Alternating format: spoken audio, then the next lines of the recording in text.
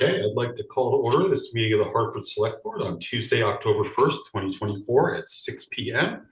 Our first item of business is the Pledge of Allegiance. Anyone like to lead us? John's going to do it. Go ahead, John. Yep. John? Yes. I pledge allegiance to the flag of the United States of America and to the republic for which it stands, one nation, under God, indivisible, with liberty and justice for all. Thank you, John. Sure. All right. We have no liquor control board business, but we do have business as the local cannabis control board. So we'll end this portion of the board meeting and reopen as the cannabis control board. Consider the renewal approval of Five Seasons Cannabis Company. And we do have the applicants for the renewal here. I don't know if the board has any questions or comments, or if you'd like to share anything. Ken? I mean, I just love to know how it's going. Do you want to go up to the podium and introduce yourselves? Good evening, board. Thank you for having us and looking at our license for renewal once again. Staying on behalf of my partners, Joe Caramonte and Brian Morris. Obviously, y'all know me, preach, and love being in White River Junction, and things are going great.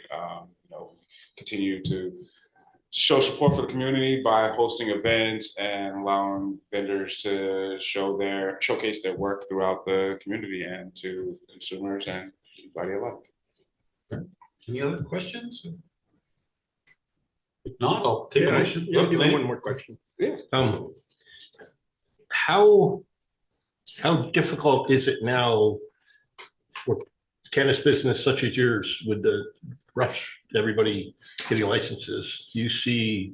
Well, as of last Wednesday, they just shut down licensing for any new retail applicants, and like they're only limiting the small tier cultivators as of now. So I think the number of dispensaries here in White River Junction satisfies the need of across the border and for the population in town. There's enough room for the three that are here to continue operating. Then one other question, what do you believe as a cannabis business in Hartford, what do you believe are any barriers to business in Hartford as a business person? That we could address as a board. I think just the taxes alone, but that's nothing that y'all can control. That's state-wise. Property taxes we do, but yeah, I mean we lease currently, so the property taxes aren't affecting us currently. But I would like to be able to have our business like where Elixir has a sign coming down. We would like to add our name to there. That would help our business. But I know advertising, so it's one of those things where you could come to the board and ask about getting our name on that sign as well. I'm not sure which sign. It's a state application. You can just go. I can try to find, because I've tried to do that. It's a state sign? Yeah, it's one of the ones that's like, okay. It's on Route 4. Right? Route 4, yeah. And it says Elixir. And I'm just curious as a town, if there's any problems with the town. Yeah, I don't know if there's town signings that we could add, Five Seasons to direct more traffic that way. Because we're right here in the downtown area. Good. Thank you. Any other questions or comments? Otherwise, I'll take a motion. Kim? Mr. Chair, I move that the select board approve the renewal for application number S-00009512 for Five Seasons Cannabis Company LLC. Okay, we have a motion. We have a second. I'll second. Yeah, me too. I think we already got it right before. Sorry, Sue. Yeah, sorry. All right, any discussion? Yeah, just not about the business, but I don't understand. Is it something that Vermont law says we have to have cannabis licenses come before us for renewal, but not liquor licenses? Well, y'all opted in to have a cannabis control board with the 1%. So that's why there's a cannabis control board for Hartford. No, the 1% is being charged yet. It's not being charged yet, but the Yeah. fact that y'all have that cannabis control board, that's why we are standing in front of you once a year for renewal. I just didn't know why the applicant had to be here for cannabis control board. It's just different. Lisa, the town clerk brought this up. Is that something that we did though, or something the state did? No, we did. We require them to be here for renewals for cannabis to come in person, and we don't for liquor licenses. It's just, We can we can change it certainly eventually. change it, but as of now, that's what we're asking Okay. for. Curious, nothing on you guys. No, It's on our it's side. No, we Yeah. like having you guys come in. Yeah, I like seeing y'all once a year too, change the faces and meet new people, so All right, well, we have a motion and a second. All those in favor say aye. Aye. Opposed? All right, thanks very much. Thank you, Tom. Thanks so much, Board. All right, thanks a lot. All right, we'll close our portion of the Cannabis Control Board, reopen as the Select Board. Order of agenda, just a couple things under board reports. So item K, considering the replacement of a pre-qualified engineering firm, we want to move that up like after the Nutt Lane ones, because Chris Holsworth will be here, so we can get it all done at once. And then G, the Public Works request to consolidate budget line items. So we're going to move that up, I think right after E. Yeah, which just is before the budget. before the budget tutorial, just because we'll have Brian on the line as well, so we can just make things a little more convenient for folks. Okay, so that's what we're on agenda. Next, we'll go to public comment. We'll start with people in the room, and then we'll hear from people on Zoom. If you'd like to comment, please come up to the microphone. You'll have 3 minutes to speak, and when the timer goes off, please summarize your remarks. We ask that you address the select board as a whole and refrain from personal attacks. Anyone in the room? Seeing none. Anyone on Zoom? No hands up at the moment. Oh, there goes a hand. Okay, we will take the hand. Okay, go ahead, Michelle. Hi, I'm Michelle Bolesky, White River Junction, Vermont, and I'm going to ask ahead of time that I don't get cut off when I'm asking my questions, even though this might be addressed later on in the agenda. There's more to it. So I saw the agenda, and I know that this is in regards to the Wilder Park and Ride, and that for a while now, a few neighbors have been requesting lights there.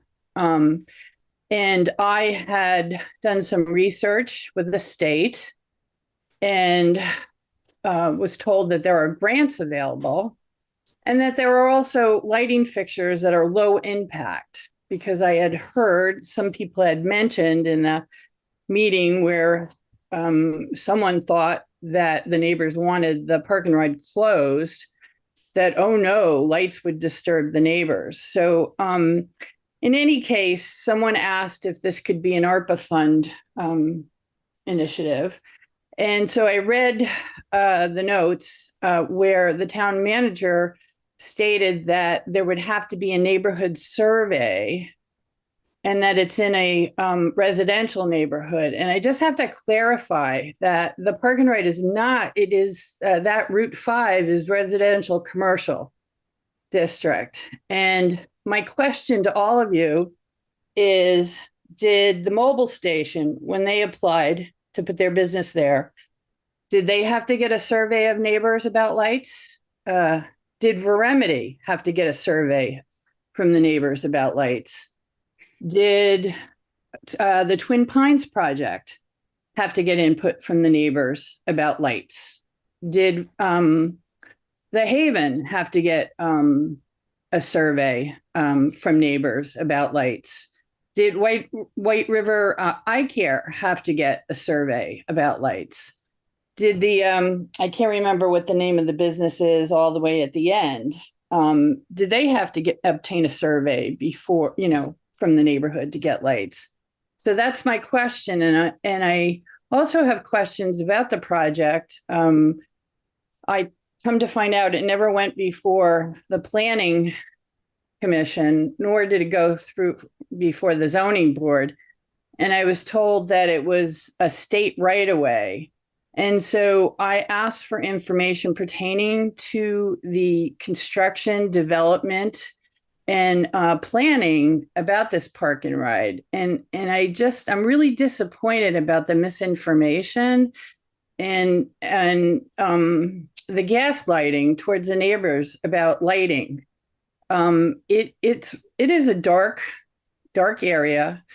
When I read about park and rides all throughout the state, one of the things that is important in safety is lighting. And it doesn't have to be bright spotlight, football lights. And if you look along Route 5, you'll see that like the Remedy, the lighting is very low key. It's lower to the ground. And I think that if anybody does get hurt in that park and ride, the town will be liable. So that's all I have to say today. And I hope, I think that having lights will make it a lot easier for law enforcement too, because there is illegal activity. It might not be violent crime, but there's a lot of illegal activity. And so I think that's one way to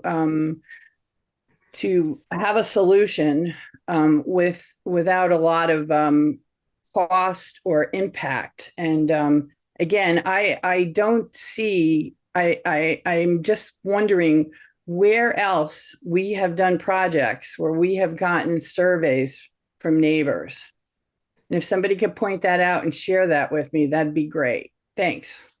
Thanks very much, Michelle. I'm not aware of, I'm happy to address it if you'd like. but if John wants to address it, we I can. know it's public comment, not dialogue, but happy to do that briefly by saying, certainly, as soon as I came to town a year ago, this topic was on people's minds. And the initial evaluation I performed was to talk with Dana Clausen, who had done some preliminary investigation of lighting at the park and ride, and discussions with the police chief as to whether he saw that there was a strong need for lighting to keep people abiding by the law at the park and ride. I have heard over the months, many people declare that the park and ride is in a residential neighborhood. I'm not talking zoning, I'm talking about people's feelings that it should never have been placed there in the first place because it's a residential neighborhood. Now, of course, we can't unbuild the park and ride. So then the question is, what does the select board wish to do with regard to the park and ride? We've heard from several people who state that they would feel a lot more safe if there was lighting and perhaps even cameras at the park and ride. But I also note that some members of the select board have been somewhat hesitant to want to invest that kind of time and money to so outfit the park and ride. So I'm happy to do whatever the select board tells me to do or instructs me to do. But at the same time, I do have to listen to people on staff. For example, Greg Sheldon, who has identified not many police statistics that would demonstrate a strong need for bright lights in what otherwise would be a residential area. So that's kind of the position that I'm in. I do hear from people who are quite anxious about the park and ride. We have bulked up patrols.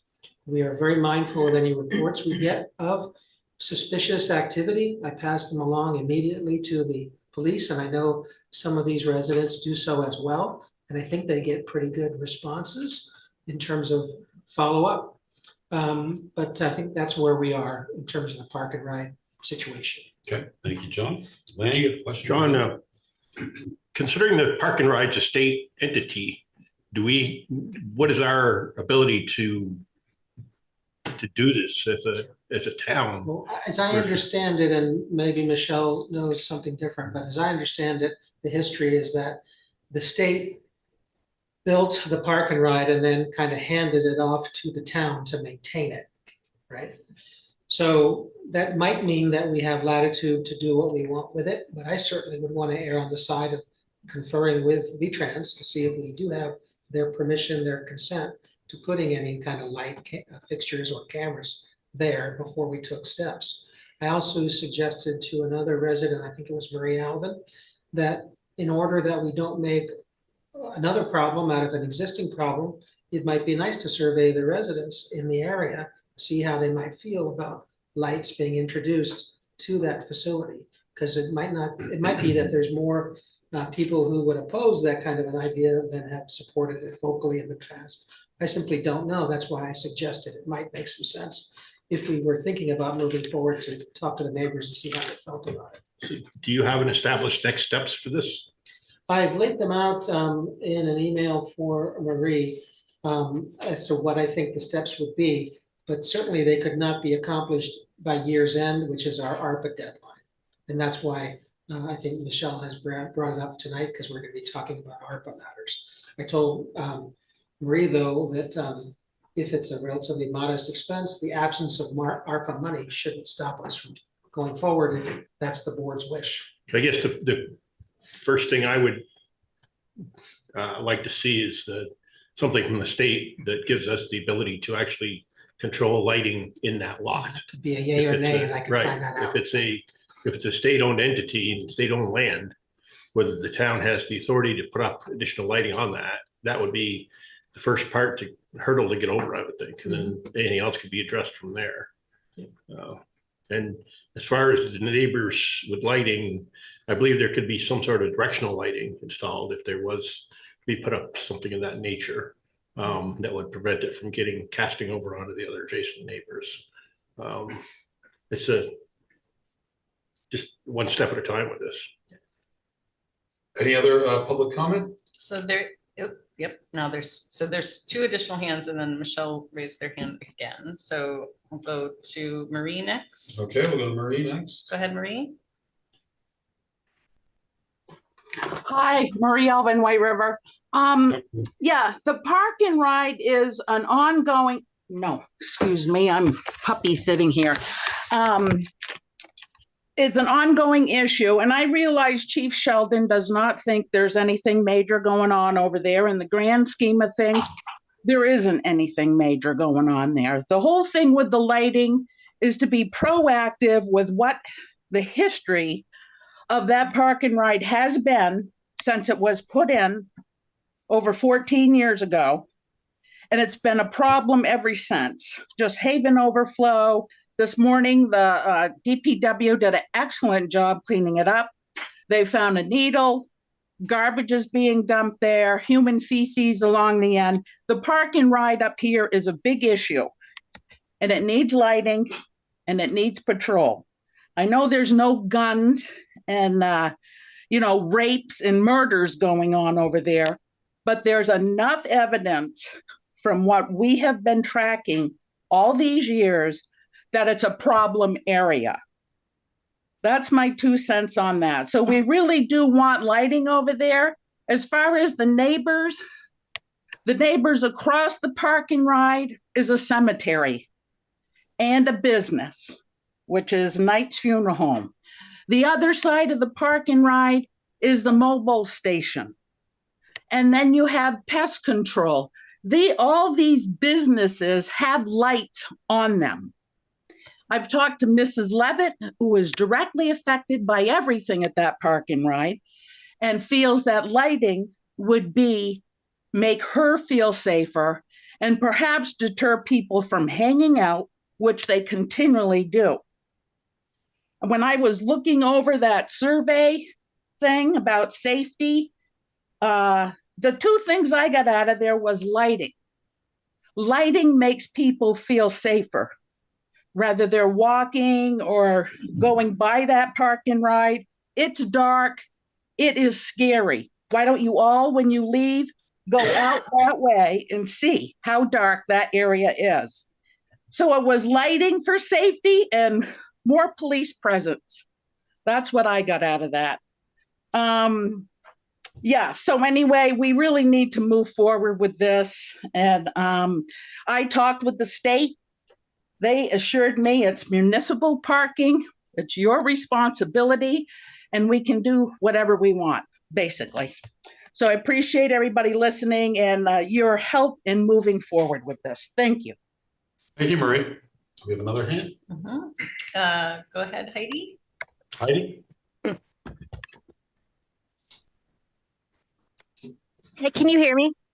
Yes. Yep. Good evening. This is Heidi Duto from White River Junction. I'm going to touch base on a couple other items that I think need addressing in town. First is for John to have notification that I've noticed up on the retainer wall on the Wilder bike path, there's graffiti tagging up there. Maybe we can get somebody out there to cover it up. and it's towards the Wilder end, not the Christian Street end. I think it's right where the dig is. But another item that I'd like to address that I should have addressed last week, but I was thrown off with comments made. Safety. I'm going to touch base on safety. Hartford Village, White River Junction, and Wilder residents have been put in rather odd circumstances from the same particular people plus their company that joined them within neighborhoods, making encampments and such. I was curious if we could either designate, and it would take probably a whole meeting, the time, whether it's another type of listening session, but it's actually communicating with residents in Hartford about safety and how to get in touch with people, who they need to get in touch with, how it's going to be handled moving forward, because this is an ongoing situation that's been going on for years. I don't know if you utilized training money for the listening session while you were at the Wilder Library, but I think this would be money well spent. So if this could be considered, I would appreciate it. So thank you for allowing me to speak, and have a good night. Thanks very much, Heidi. May I say one thing? Sure, John. That is in process. I know Chief Sheldon and Carl Ebbinghausen are collaborating on some sort of a rollout of their plans to eventually launch their engagement and outreach program. They're waiting on finishing touches on a proposal that Carl is putting together. So stay tuned. We hope that we can announce some sort of HPD community outreach in the coming days or weeks. Okay, thank you, John. Any other public comment? Okay, No other hands up? Oh, Heidi just put her hand back up. okay, Heidi, quickly, if you Hi, could. yes. Hi, Yep. yes. May I ask a couple questions if I could? Do we have a social worker since Kelsey Nanatovich has left? And I'd also like to know what the IT help desk position is for, and if someone actually left the position that we're trying to fill. John? do you have We any did lose updates? a member of the IT team. Will Casella left us about a week ago, and that job is going to be posted imminently. And we want to replace that help desk position ASAP. I believe police is recruiting for the social worker position. They've just done some interviewing for a crime data analyst position. So those are some of the pieces that police want to have in place when they kind of are preparing to do more robust community outreach, so that people will be able to know who to reach within the police department for which particular issues that arise. Okay, thank you, John. Any other public comment, Kim? Michelle put her hand back up again. Thank you. Oh, yep, thanks, Heidi. Yeah, Michelle, we can hear from you if you'd like. Hey. All right. Hello, can you hear me? Yes. Oh, okay, great. Thanks. Yeah, so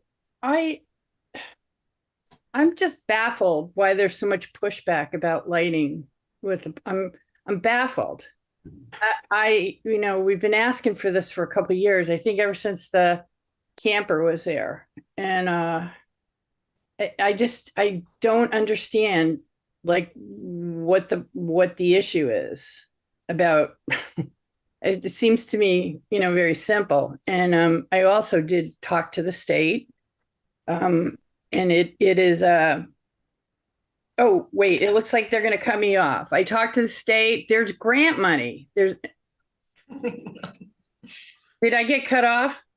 No. Oh, it said it looks like you're done. And it was like 7, 6, 5, 4, 3, 2, 1. And Keep like, oh my going, keep going, please. All right. So anyway, I did talk to the state, and I had a long conversation with the woman who works like in the division, because it's huge, with park and rides. And she's like, oh my God, yes, they have like all type of lighting that you can get, and especially low impact lighting.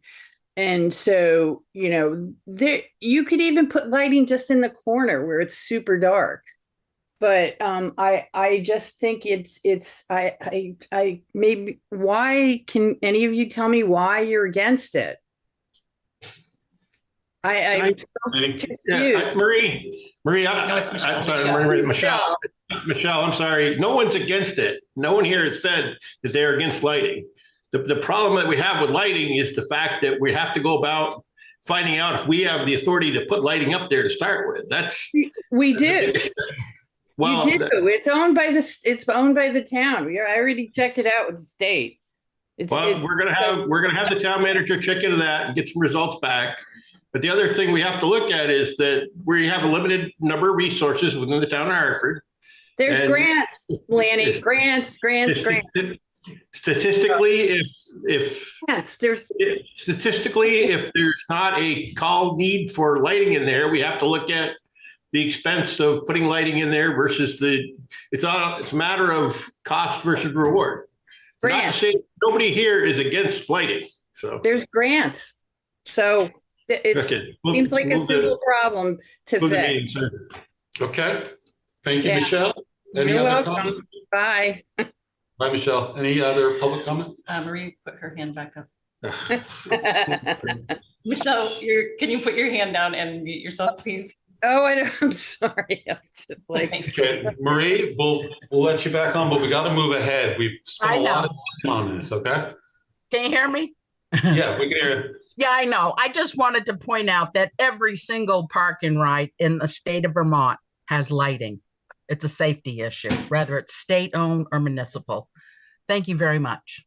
Thanks, Marie. Any other hands up? No. Okay, we'll move to select board comments. Kim.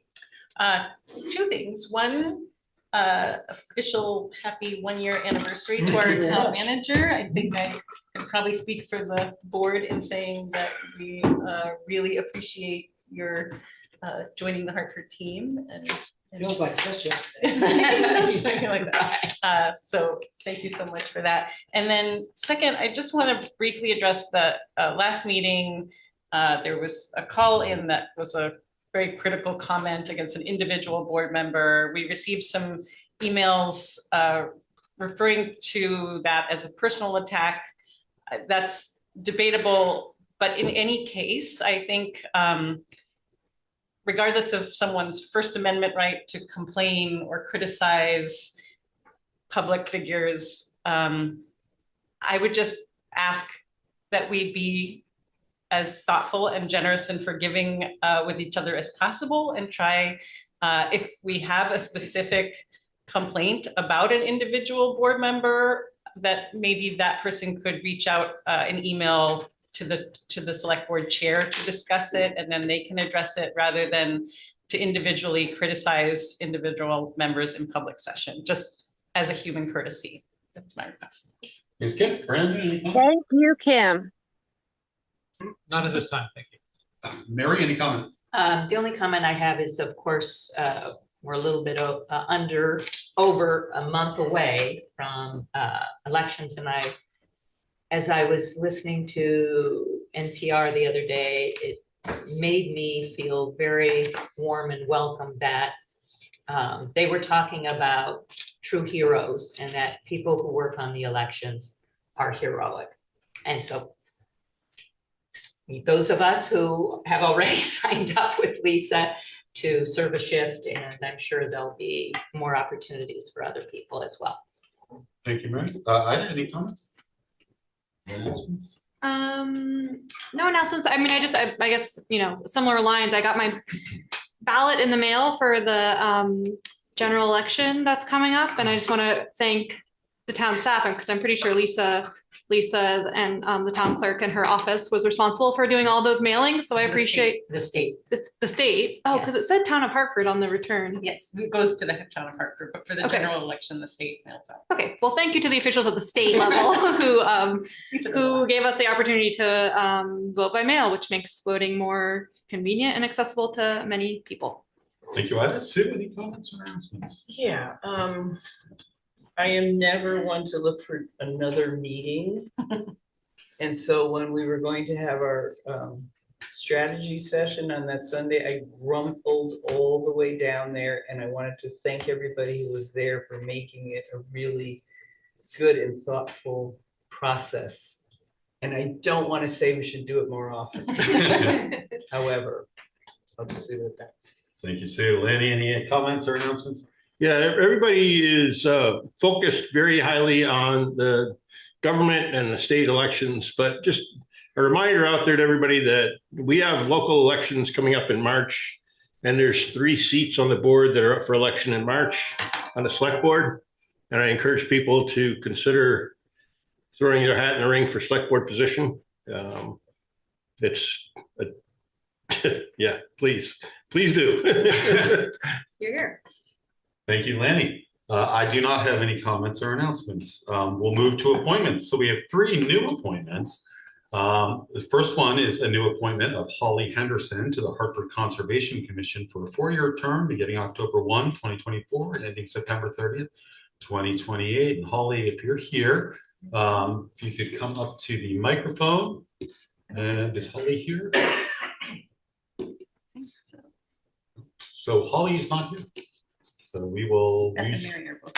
Okay, so we'll skip Holly's because generally we like to have the person here.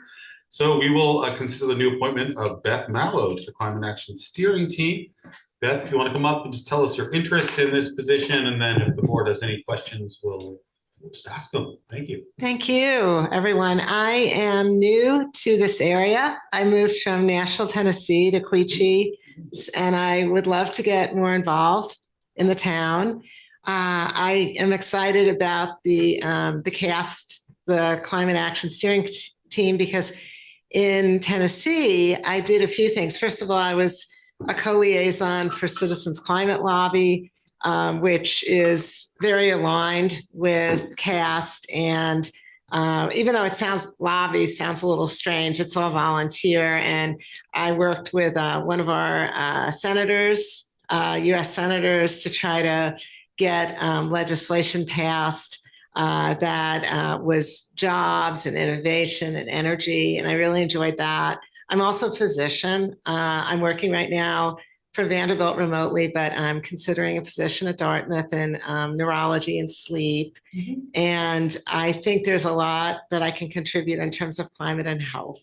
One of the initiatives that I started doing, I've been coming as a guest to the CAST meetings, and I'm really energized by the group. And I shared with you guys this handout that Jen Durgeon and I put together that we're going to use when we go to the window dressers. I'm going to volunteer for that next week. And the volunteers, we want to make them aware of all the different opportunities for tax credits and discounts and rebates for EVs, for heat pumps, for induction stoves. Efficiency Vermont is on the back as well. They've been a great resource, but we have a lot of IRA funds that can really help people in the state. And, apart from reducing climate change or mitigating climate change, there's a lot of economic opportunities. And I would love to use my skills as a physician and a communicator on CAST to help implement the climate action plan for Hartford. Great. Questions? Lynn? Yes, I would just question the climate action from a city as large as Nashville, Tennessee is significantly different than what we have for Hartford, Vermont. And I understand your impact there. Are you able to downsize that kind of, goals to Hartford, to a community of this size? I mean, it's a great question. I have to say, I've never served on a climate action team for Nashville. It was more working with one of our US senators. So this is a new opportunity for me to work with a town. And I just want to really be more involved in our community. I live in Quechee, and I'm also in Quechee trying to find ways that I can be kind of a liaison to the town of Hartford on our community action committee. So I look at it like that. And yeah, I realize it's smaller, but I still think there's a lot of opportunity The here. other question I guess I would have for you is why would you ever move from the heart of country music in Nashville, the Grand Ole Opry, Ryman Theater, to Hartford, Vermont? That's a great question. Ugh. It's more peaceful here. I like the small town emphasis, civic renewal. I do a lot of other things with kind of civic renewal and bringing people together, pre-election and all. I just think there's a lot of opportunity here that we Nashville's don't on my have bucket there. list, so. Yeah, but it is a great city, and I encourage everybody to visit. And I'm a singer myself, so I do like the music aspects. Yeah, I lived in Nashville for 3 years and graduated from Vanderbilt Yes. law school, so it is a great place. But we're glad you're up here to bring your expertise. Any other questions, or I'll take a motion. Mary? Okay, and I've met Beth before and been very impressed with what she wants to do here, and I hope she can accomplish as much as she wants to. Okay, I move that the select board appoint Beth Mallow to the Climate Action Steering Team for a 3-year term beginning October 1, 2024 and ending September 30th, 2027. Okay, do we have a second? I'll second. We have a second from Ida. Any discussion? Just a question, I'm Yep, not sure right. that John can answer this not. Does this now make the climate action team full, or is there still, I don't know the answer Positions. to that. But I can get back to you for sure. okay, I mean, I thought we were full before, so it's fine. All right, we have a motion and a second. All those in favor say aye. Aye. Opposed? All right, thanks very much, Beth. Thank you. Thank you. All right, we are consider the new appointment of Mary Smith to the West Hartford Library Trustees for a term beginning October 1, 2024 and ending March 4th, 2025. So Mary, if you'd like to just come up and introduce yourself and let us know your interest in the position. And if we have any questions, we'll let you know.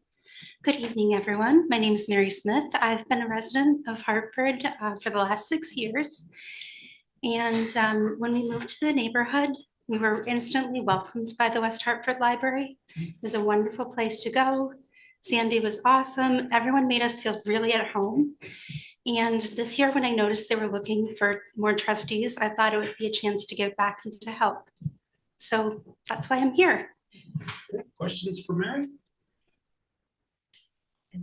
Kim? Just for clarification,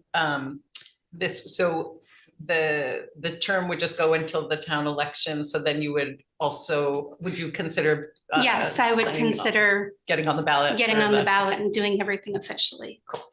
So this is like an interim appointment? Is that kind of Yes. how it works? Yeah. Lenny? Yeah, so we just had a meeting out there for our strategic planning, strategic vision. And one of the things that we all mentioned about is the water out there in the library.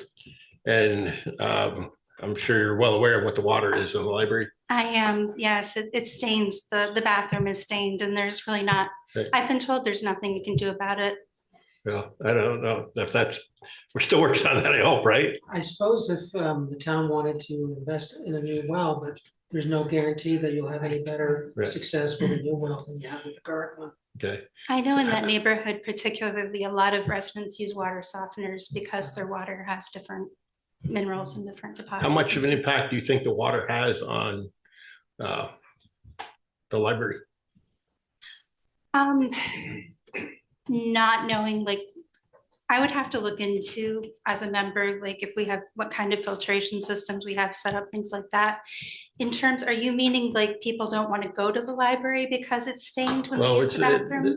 One of the things I commented the other day is that a lot of people I know that come through on the Long Trail and the AT and stop in the library. And it's just a poor representation, I think, of Hartford to have water quality that's, you go into the bathrooms and have that, they run it clean. It's just a poor image, I think. I mean, there's Anything clearly else, marked signage in there stating Oh, I that it understand is. it's the signage, but it's still. And there is a bubbler. There's No, fresh water I mean, available I to all know that- residents. I know that things are there, but I want to talk to the town manager further about this, about what we might be able to do for that. I mean, that would be nice if it were an appropriate use of budget and funding. Yeah. I think it's an aesthetic issue, honestly, and I think the local community is aware of it, so. and other very bright people have put their brains on it before, but doesn't mean we can't continue to talk about it. Yeah, I do have a potential solution I'll talk to you about. That's fine. Any other questions for Mary? No, I'll take a motion. Happy to do so. Okay, thank you, Kim. Chair, I move that the select board appoint Mary Smith to the West Hartford Library Trustees for a term beginning October 1st, 2024 and ending on March 4th, 2025. Okay, do we have a second? Second. We have a second from Sue. Any discussion? All those in favor say aye. Aye. Opposed? All right. Thank you, Mary. Thank you. Thank you. All right, we'll go to the town manager's report. So, John? Thank you, Mr. Chair. In the interest of time, I'll keep it short. Okay. I did want to let you know that we have completed our evaluations of department heads. And this is another way in which the town has kind of returned to regular order. And we hope that that'll serve as a model for department heads in their own departments to proceed with their reviews if they haven't been doing so in recent years. The budget season is well underway, as you'll hear these next few weeks and months. And I want to let you know that on Wednesday, the 25th of September, town began the process of updating its hazard mitigation plan by holding a community resilience assessment kickoff session facilitated by the Nature Conservancy. There will be a meeting available to staff and members of the public, I believe in November, so stay tuned for announcements in that regard. The Environmental Sustainability Coordinator points out that the West Hartford Library's Tesla Powerwall has been installed.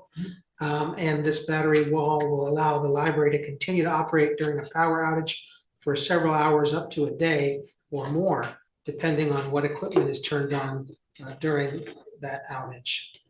The Communications and Media Specialist, J.D. Hawks, reports that Hartford is launching Hartford News, an every other week newsletter that was designed to keep residents informed and connected. Hartford News will be released every other Wednesday, bringing updates on town projects, a town manager update, events, job listings, important announcements, and more. So I think you can all go online and sign up to receive that regularly in your inbox. The Communications and Media Specialist has also created a town communication page on the website that lists town news, the newsletter sign up, the staff directory, a frequently asked question page, a list of town social media, and a place to sign up for VT Alert, and a calendar of town holidays. Department of Public Works points out that they had their first annual Public Works Appreciation Barbecue and enjoyed getting together with other DPWs in the region to bolster morale and foster collaboration between local DPWs. I would like to mention that through a collaboration of DPW and their staff and Paula in HR, we are at full staffing on the highway department. So that's a big step forward, and I applaud DPW and their team for working with us to help get that done. The fire department points out that congratulations are due to firefighters Eli Snelling and Sean Spencer, who have been accepted to attend the New England EMS Institute paramedic program. The station number 2 project is working its way through the Act 250 process. We intend to begin site work on the construction this fall. To accommodate construction activities, HFD plans to close the Queechee Station around the last week of November. All staff and apparatus will respond to emergencies from Station 1 on the VA cutoff road. Once construction is complete, HFD will have a permanent staffed location in Queechee. Police Department point out that Officer Peter Cronin and Peter Gibbons are in week 8 of the Police Academy's training. They're closing in on the halfway mark. Both are doing well and making the Hartford Police Department proud.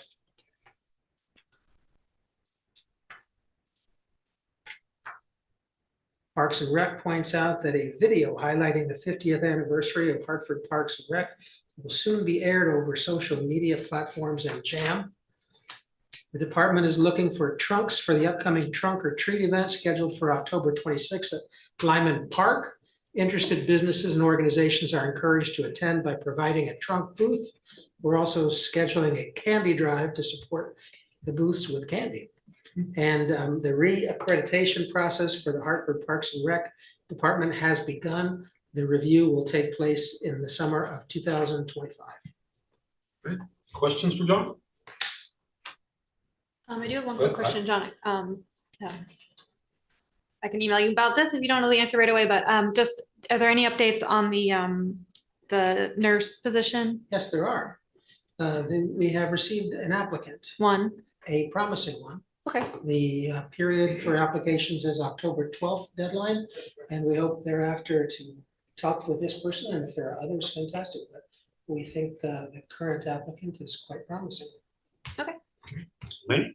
John, I asked before regards to the wildlife reservoir about drilling data, and we'd gotten something back about, you know, what the substrate was, but there was nothing there defining what the actual depths of the bores were. You had a few follow-up questions, and I do need to get back with you on that. Yeah, I definitely need to, we don't want to put that on the back burner too far back. And I think the board needs more information in regards to how deep the actual borings were and where the substrate locations were before we can move forward on that stuff. So any more information you can get on that would be well worth it. Great, thank you. Thank you. Other questions for John? Okay, thanks very much, Sean. All right, so we will now review contractor bids on Nutt Lane project. We have Chris here. Chris, did you get the memo that we moved your other thing up to? Yeah. Good, okay. Thank you. It's not said. I do have a family. All right, so at the last meeting, we executed the license agreements with the railroad. So those have now been sent back to the railroad.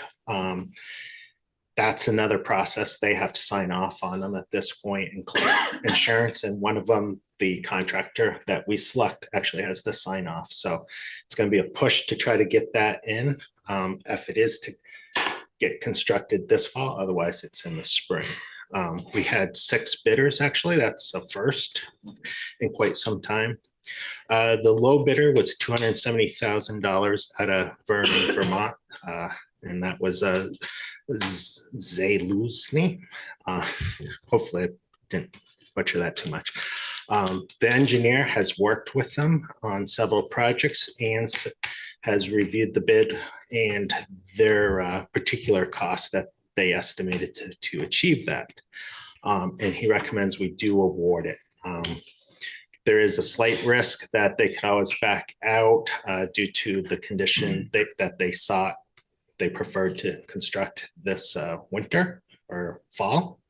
I have spoken with them since. That doesn't appear to be an issue.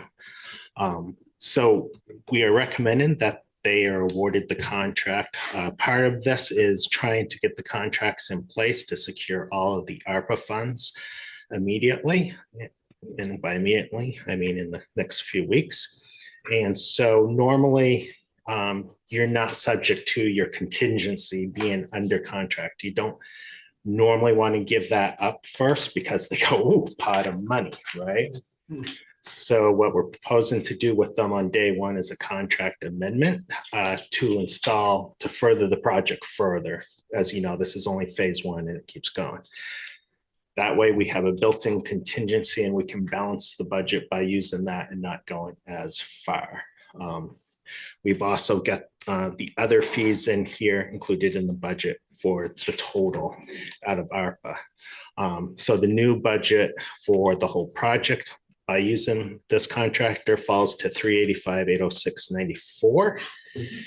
And that allows you to reallocate $54,193.56. So part of this also is that because the engineer, it's a new team at the firm working on this, and we're balancing out previous budgets, contracts. They go all the way back to 2017. There's been multiple people at the firm working on this. We're starting fresh and clear through the construction administration and resident engineering services. We're going to have a fresh contract that we're starting with on that. So we also need to approve issuing, awarding them a contract fresh and closing out the old contract. And that's all in that budget. Questions for Chris? I'm just so, and forgive me if I should have my head all around this, but it's the big one. So if the change order is not needed, are those ARPA funds that then we're gonna lose? No, if the change order, if we do not encounter an issue going underneath the railroad tracks, have a refusal or something else to deal with, that's not in the bid, like it's not part of the project as designed and drawn. If we don't need that, we are going to extend the water main further. And will that be contracted in time? That will be under the change order. Okay. Right? Okay. What we will As long do as- is we will attack the change order up front and reallocate it to an issue such as we would use a contingency for. I think I get it. Probably a good time for me to ask Gail how comfortable she feels about whether this approach would pass muster with ARPA.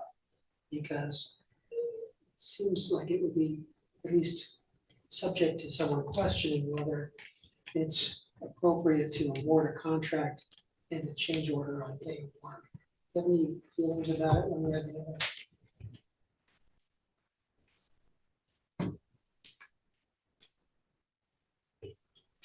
Based on the US Treasury and the definition of what they consider to be an obligation, contingency unfortunately is not included in that. So I wouldn't support us including the 54,000 in the request that's made.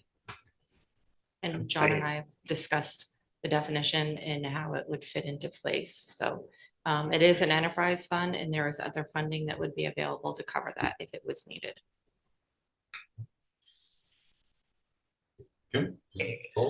I'm asking for it to extend the water main further.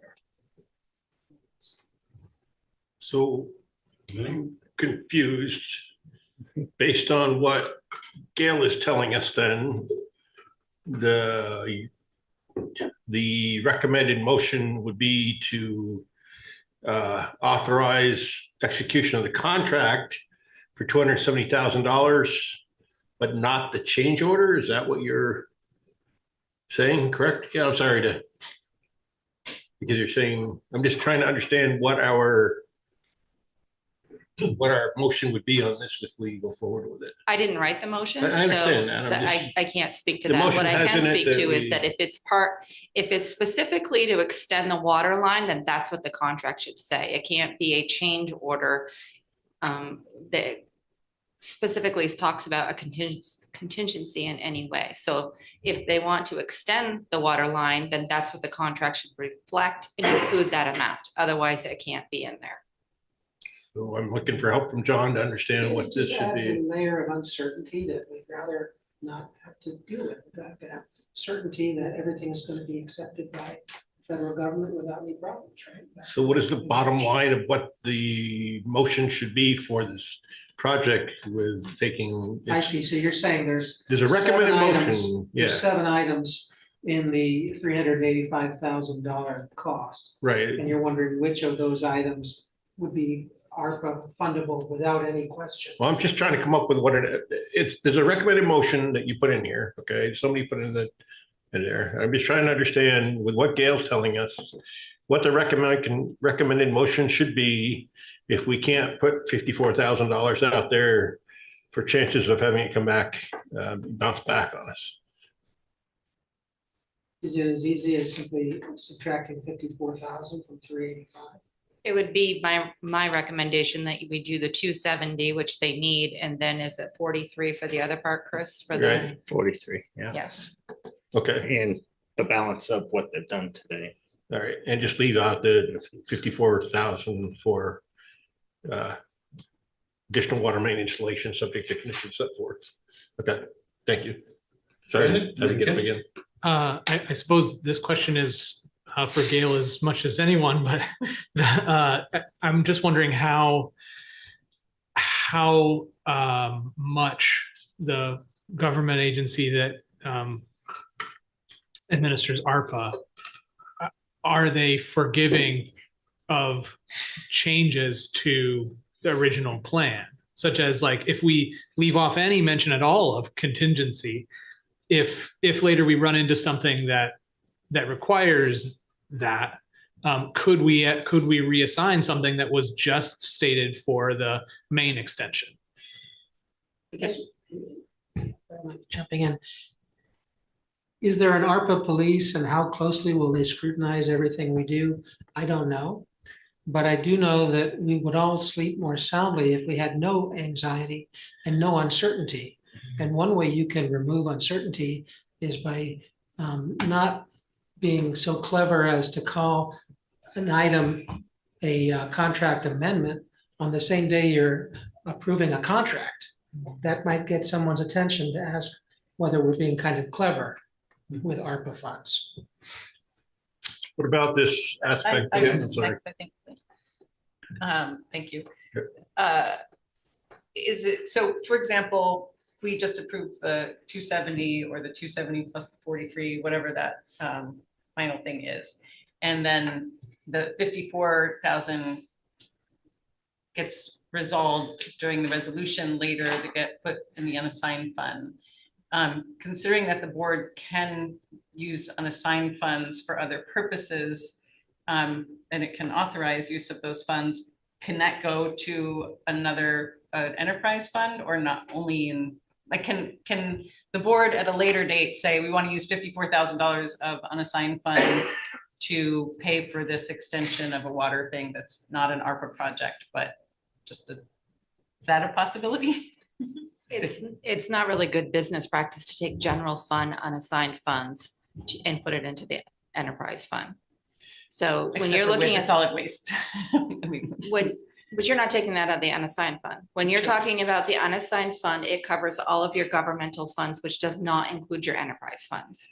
Fair. And if you would like to make when you were doing the budget for the 26 budget, if you would like to do contribute $54,000 to Fund 50, which is the White River Water, in the general fund budget, as you do for Fund 30, the solid waste, you give them $275,000 a year. That's one way to do it, but you can't take the unassigned fund and just move it there. It has to be within the operating budget. That makes sense. And I guess the question I have then is, if this project is all dug up and you're talking about like if we were to put allocate funds in the 26 budget for this extension of further water main and this project, is that project going to be already like buttoned up and done, or would still be in progress? Like if we were to fund it for fiscal 26, it could still be part Well, of if it gets done this year, it'll be too late. It'll be too late. Yeah. If it starts in the spring, there's a chance it's not buttoned up. And are there funds within that enterprise fund that could cover the 54,000? Gail says yes. Chris? That's not my call. So. Okay. Chris, what is the impact of taking this $54,000 out? There's just no cushion. Like with all municipal construction projects, you have a contingency. Like you take a bond vote out for in excess of the base contract, whether it's unit cost or so forth, and you balance it out at the end. You have overages and unders, and so okay, you know, I gotta believe there's other ARPA projects out there that are unit priced, and they're somehow dealing with it. But yeah, Gail, would you feel comfortable if we were to make a motion to say immediate change order of $54,000 to be utilized from unassigned funds? No. No. Where would you want that money? Where would you want to see that money come from?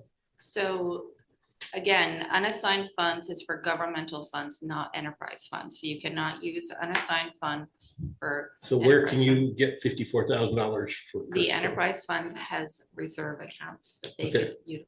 So we should say reserve account. So we can do this with reserve accounts and have the Just project 25? as what they're looking for, correct? That is correct. Okay. And I'm sure, Chris, that there are a lot of municipalities out there maybe that are going into the gray area with what they use the ARPA funds for, but that's not a chance that I'm comfortable as a finance director signing off on or being a part of. I'm ready to make a motion. I just have one quick question for Chris. It looks like, so is this motion, like, it's got a contingent second part to award a contract to another bidder? That is, tonight, we're asking you to approve Zaluzny. If that falls through in the next couple of weeks, getting the insurance to the railroad and getting the railroad to approve them, then we would like permission to sign up with the second lowest, which is, unfortunately, that causes a problem because they're 305. So I'm going to put my faith in Zaluzny. And you've said that the recent talks you've had are encouraging. They're That encouraging. they're not gonna live or die. Yeah. Based on starting in 2 weeks. Yeah. So do we do this contingent part in this motion, or is this something we want to do for the future? That would be, I'd come back to you in 2 You'd come weeks or back. whatever. Okay. Yeah. All right. And I think if you wanted to combine the 270 and the 43, and you want to add the 860644 that is for services already done, that number would be 321,606.44.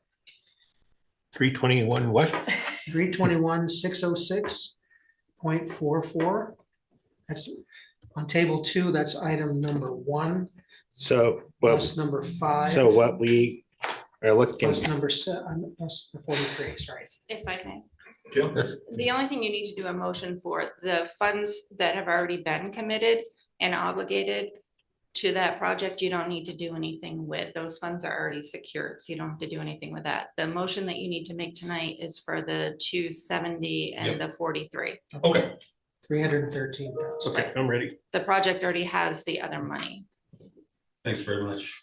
Lynn? Okay, so I make the motion that select board authorize the Department of Public Works to execute a contract with Zaluzny for $270,000 and an immediate change order of and $54,000 to be used from reserve funds for additional water main installation, subject to conditions set forth by Otter Creek Engineering, and to execute a contract amendment with Otter Creek Engineering for up to $43,000 for construction services. Further, in the unlikely event that a contract is not, Friendly amendment. Do that for we're not doing a further amendment? No, but also it needs to indicate that the 270 and the 43 are funded through ARPA. No, I thought they would assume because it was, okay. All right, yes, so friendly amendments accepted. So 270 through ARPA, the 43 through ARPA, the 54,000 through reserve funds. I think that covers it. Correct, Gail, you happy with that? We have a motion. Do we have a second? Are you happy with that, Chris? We have a second. sure, as long as it's from funded, I'm happy. All right, motion from Lanny, a second from Kim. Any discussion? All those in favor say aye. Aye. Opposed? All right, so great. Chris, we're keeping you on. We're moving up item K, replacement of pre-qualified engineering firm, so we can get you out of here earlier. I want to be a little bit kinder. It's not replacement at this point. Okay. It is an additional engineer to be Okay. pre-qualified. So Otter Creek Engineering was headed in this local office by Craig Jewett. He's a resident of Quechee. Great local knowledge, worked on our projects before. He was our conduit and he was our primary engineer that we worked with. So largely Otter Creek's valuation was dependent upon him. Since they were added, Craig has left and he's now with MSK out of the same local office, actually, the physical office. At the same time, many of our engineers have lost personnel in some critical areas, critical to us, like for Quechee is leach fields. Some of ours are actually pre-qualified engineers are actually not doing leach fields anymore. We're also having trouble even with 4 pre-qualified engineers getting multiple bids. Many of these firms have been on board with municipal ARPA projects since day one. They are booked solid. They don't have time for us. So Craig is eager. He's local. It's like working with an Irma, one of our pre-qualified engineers, because he was the qualified engineer. He's interested in bidding on some work we have right now. So we would really love to include him on an interim basis until June, when we do our reevaluation and make recommendations on either renewing or changing qualifications. If it matters, I can certainly vouch well for this particular engineer. I worked with him back in Pittsburgh, and I think he's very strong. And so the agenda memo is on page 205 of our documents, in case people are looking for it. Questions for Chris? Take a motion, then. Make a motion, select board provide MSK engineers with interim pre-qualified status, allowing the firm to bid on water resources projects until the annual review is completed in June, at which time the rankings will be re-evaluated and provided to the select board for approval. Okay, we have a motion. Do we have a second? Second. We have a second from Brandon. Any discussion? All those in favor say aye. Aye. Opposed? All right. Thank you. Thank you, Chris. Okay, our next item is to review bids on parking meters and installation. We have Lori.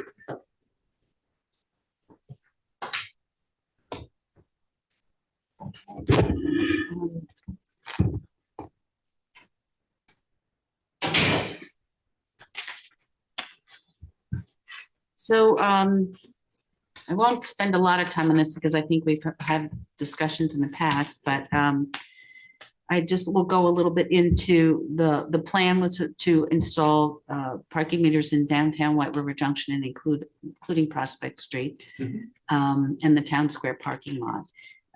One of the things that we took advantage of is a provision within the town's procurement policy, which speaks to the town's ability to use meeting their purchase procurement requirements by using purchase processes that have occurred in other competitive sealed bid contractings. And typically these are through some type of cooperative purchasing facilities, alliances, partnerships. We took advantage of the town's current membership in Omnia Partners and to use this type of cooperative purchasing alliance. And with that, we then had Omnia send out bids to that we drew up requesting specific RFP or responses to the bid from 9 vendors. At that time, we only received 2 responses, which wasn't too bad. We did an extensive review in partnership with our police chief and came up with the recommendation to go with the IPS group, which is the one that is within the proposed contract. One of the things that we also evaluated at the time was looking at the amount of changes that had occurred over the course of the last year and a half, 2 years, when we previously were looking at meters and we were considering meters of what we would call kind of a multi-space meters and kiosks in the town square lot, but also looking to see whether or not that's something we should be considering along the street, on-street parking as well. And as we looked at that and looked at the landscape and wanting to minimize the number of meter heads that we would have, as well as also the flexibility and a cost for the project, we looked into it, and given the changes in technology and the ease of using a lot of these machines today, that's even changed in the last couple of years, we felt that it would be prudent for us to consider installation of kiosks throughout the on-street parking spaces. We recognize that that also goes with proper signage. So signage is part of this bid process as well. So in that regard, we are going forward with that as our recommendation. And we want to let everyone know that it has a lot of flexibility in terms of the technology from the back end for the town, in terms of enforcement, as well as the modes of payment that are available to the public. And it does include coins as well. So with that, we are putting forth a recommendation for the ARPA dollars to be obligated for this project in two ways, and that would be $145,000 of a total of, well, let me actually back it down, that the total project cost would be $145,000 and $22. And just to let you know, that is over $71,000 savings in the overall project cost originally that could go towards other projects. And in that regard, we would recommend that you do award a contract of $141,051.75 to ISP Group, and also direct staff to execute purchase order for $3,970.55 for signs and posts. Questions for Laura? Kim? I'm sorry, I only briefly saw Mary's note. What is the status or recommendation about the plow, sidewalk plow? The sidewalk plow, I would leave that to, is DPW here to speak to that? I think the bottom line of that is that they did not have enough information in terms of the bidding process, and then they were going to pursue that during the budget cycle, perhaps. Okay, so that's not part of any of this particular. No, I was focusing specifically on the meters, and they were responsible for the plows. And just a very specific question, so the kiosks will take coins, will they take cash bills as well, or? Yeah, you can take cash, yeah, right. And a lot of it is, everything that you think about using it, you can use it, and you can use a variety of apps and that kind of thing. We like the ones in Hanover. Yes, and in fact, Hanover uses the same company. So does Brattleboro, so does Burlington. And the fire, well, I spoke with some of the people as well as the police chief that spoke with them from his perspective with the other police department heads. And because there's a lot of switchover going from the meter heads, the individuals, to doing the multi spots, and how people were faring with that. And we got a lot of good insight from that. Does Prospect Street have another name? I just can't find it. It's one across from Listen. Right, yeah, that's Prospect Street. Okay. It's across from Listen. So, going towards like the new housing development and everything? Yes, that is Prospect Street. Okay, yeah. Thank you. Ben? Yeah, I'm firmly in support of this. The question, I guess, that has not been answered yet, and I don't know if it's even something we could consider or should consider tonight, is how we're going to go about doing the process of collecting fees, who's going to administer this. Yeah, so I don't know if we've thought about that yet. I think it's fair to say there have been extensive meetings between planning department and HPD. And in fact, they're going to be bringing on a new staff member whose function will be enforcement of parking in town. And so we also are in the process of generating the parking ordinance that would need to be adopted as well to factor in these plans. Okay, all right. I'm ready to make a motion. Kim, did you have one follow-up?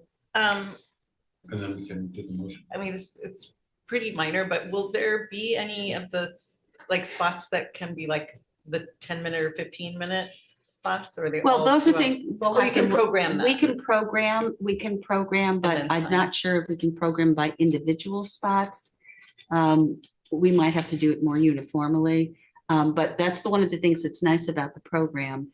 The software that we have is that it gives you the flexibility to turn on, turn off, change your hours, and it's all in back end. Oh, and in theory, you could also make, like, basically the ordinance could determine that the first 15 minutes are free for anyone, like, right? I mean, I think that's a thing that's right. I mean, and those are things that we're going to look at, of how much detail we want to put in the ordinance, as opposed to that being within a policy that the board can set at different times. Yeah. Sometimes when you put a lot into an ordinance and you want to change a little bit, and then you have to go through a whole process of that. So there may be a way that we can actually create policy, but not have to necessarily, and have the provision for that policy to be made within the ordinance. So there's some of the things we're looking at going forward.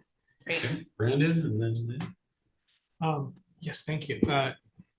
You mentioned that it was the same system that Hanover uses. So I know that in Hanover, if you want to pay via an app, that app is a very well used one called Park Mobile. I think it's fairly easy to use. But the document I'm seeing for this proposal says mobile pay Park Smarter, and Park Smarter is a different app from Park Mobile. Right, so there are different apps that people can sign up for.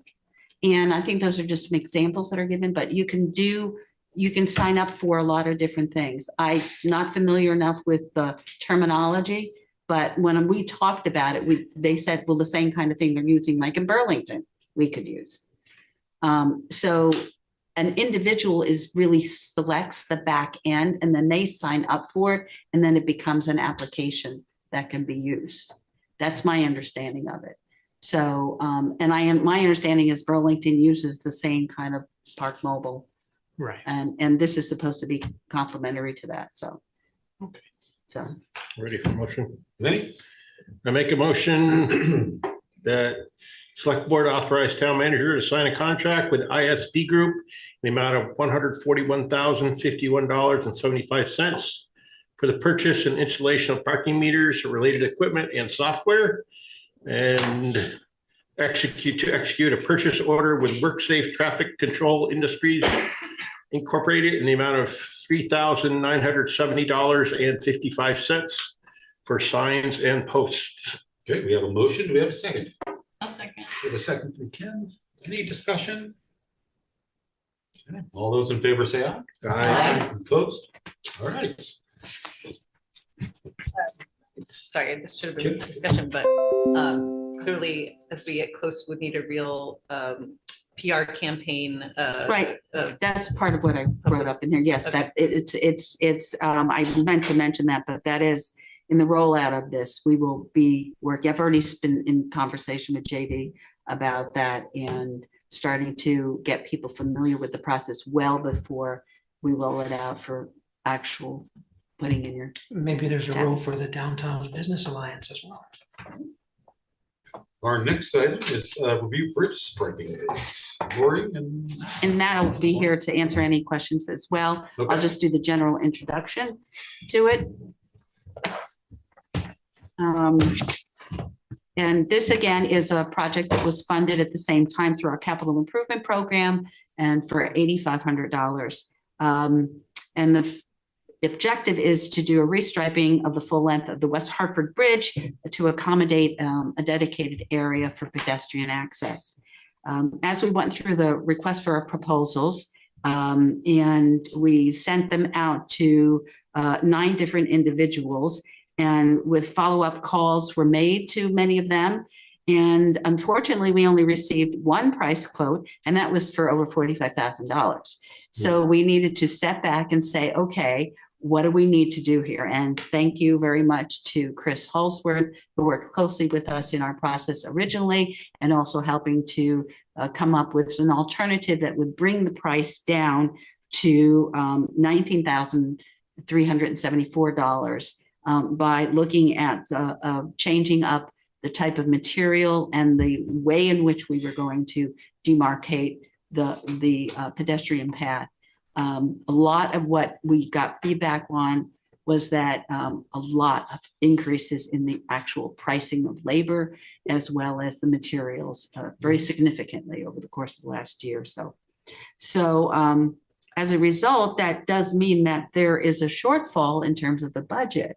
And so I just wanted to highlight that to you, that now we have a total budget of $19,913.73, which would require an additional $11,413.73 of additional funding. And so those are the motion that's being requested, is that you approve that additional funds of ARPA funds for this, and then authorize the signing of the contract.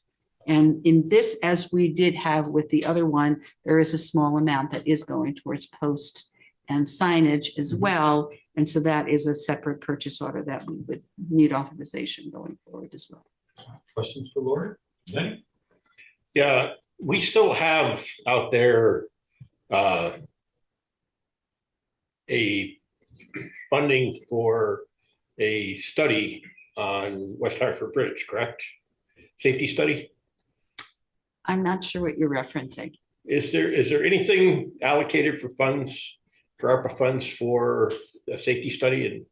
in Not West that I'm Hartford? aware of, Okay. no. All right. Is this the Stantec study that you're talking about, the bridge Yeah, I think assessment? so. I don't know if that's included or not. Included in what? Sorry. The Stantec bridge assessment. Yeah. Included in what she's doing? Yeah. That's what he's Yeah. asking. The safety. Yeah, that's a Safety. completely separate thing. So, okay, so my concern here is that we're looking at this Stantec study that we're supposed to be getting, but yet we're gonna pay this money right now for this additional funding for the signage of lanes and poles, signs. And yet we don't know if this thing's gonna come back telling us we need to make further changes to what we already have. I guess my concern is that we could potentially be spending $19,000 and have this other company come back and tell us that, well, that's not right, we need to change this again. I would prefer to see us wait, if we could, until we get a results of the Stantec report back to us, if we wish to go there, before we spend $19,000 that we may end up having to spend again. I wonder if Brian Gosda is online. I'm just. Maybe you could tell us whether that's even being looked at by Stantec. Yeah, I don't know. I have a list of the bridges. Kim, did you have? Yeah, I mean, my impression of the Stantec thing is it's like looking at the structural integrity of the bridge and not like the traffic flows or things like Right, that. but if they're telling us that we have to do immediate changes to the bridge, and we're talking about putting $19,000 into it, that we could be better put into construction of widening the bridge. The other thing that I have concern for, if I may, that this would be one for the fire chief, if you may, Scott. Have you had any instances involving safety issues at the West Hartford Bridge that your department has responded to? No significant incidents relating pedestrians on the bridge. So this is the other issue that I have, is that, again, we're spending $19,000, almost $20,000 on something, and we haven't had any issues involving safety concerns. I just. So it is, not to interrupt, but it is on the list of bridges that are being assessed. Okay. It just seems like a lot of money for something that we're not having a consistent issue with. Well, if I may, and Matt could add on to this, what are the things that, this is the recommendations is coming from a V-Trans feasibility study that was done several years ago, and Matt can go into a little bit more detail about that, and working with the community and identifying areas of needs for pedestrian and safety. And this was one of their top priorities, and the area is frequented with a lot of local traffic, foot traffic, as well as from the Appalachian Trail. And so, Matt, do you have anything you'd like to add to that? So first of all, to give you a little bit of background, in 2009, we undertook the first pedestrian and bicycle plan for the town of Hartford.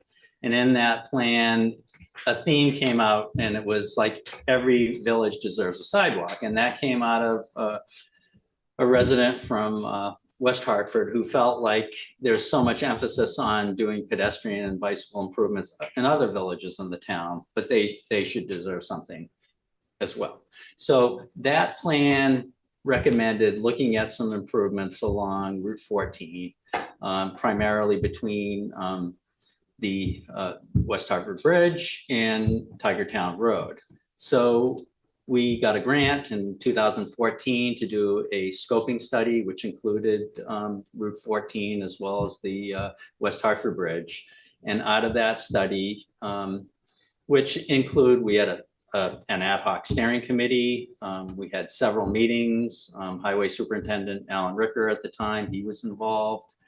And there was a local concerns meeting, an alternatives meeting, and recommendations that came into the scoping study One of the top ones was doing a pedestrian lane on the West Hartford Bridge as a way of improving safety. And that was proposed by the engineering firm Du Bois and King, who undertook the study.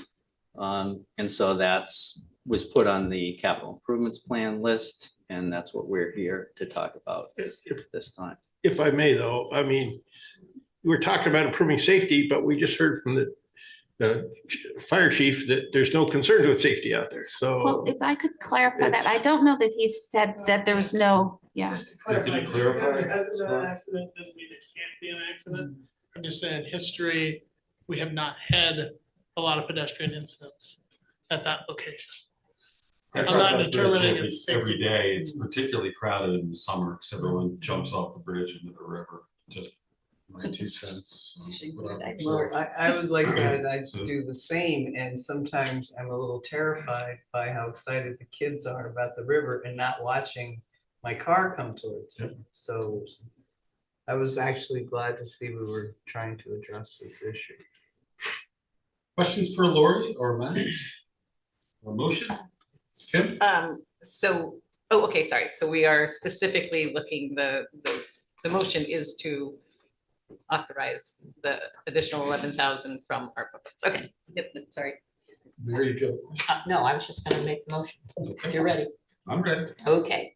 I move that the select board authorize, that the select board follows actions for the West Hartford Bridge pedestrian improvements project by authorizing an additional $11,413.73 of ARPA funds, and authorize the town manager to sign a contract with LD Safety Marking Corporation of Barre, Vermont in the amount of $19,374, and authorize the town staff to execute a purchase order in the amount of $539.73 for the signs and poles. Okay, we have a motion. Do we have a second?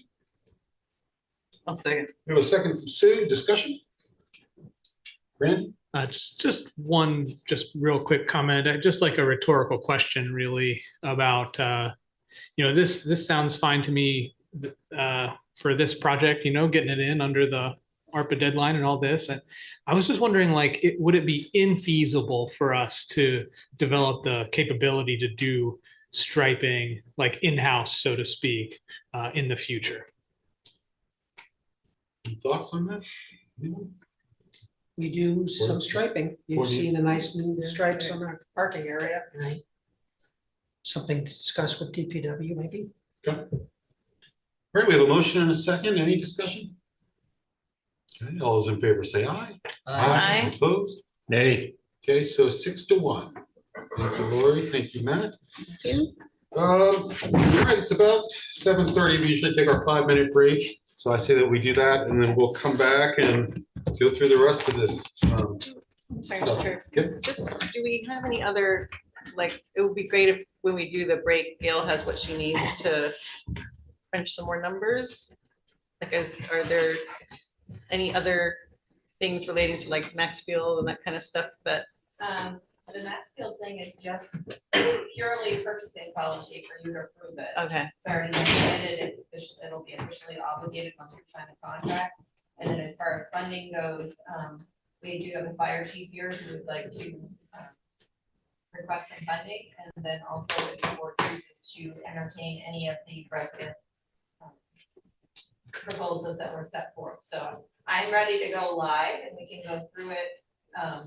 There's a certain process that we need to follow to make sure that we're in compliance. You want to do that after the break then? Yeah, let's just try to keep it to 5 and then we'll.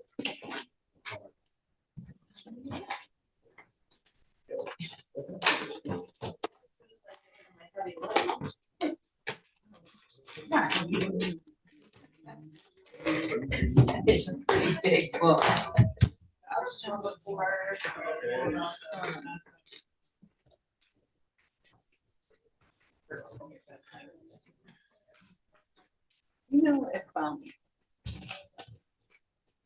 If she's taking. Trying to say, no. That's a good question. I don't know the answer to. Can I presume this is how they were like stored up like that. Yes. You just learned what? It's a frequent flyers, yeah. Oh, that's good. Yeah. Love signing stuff.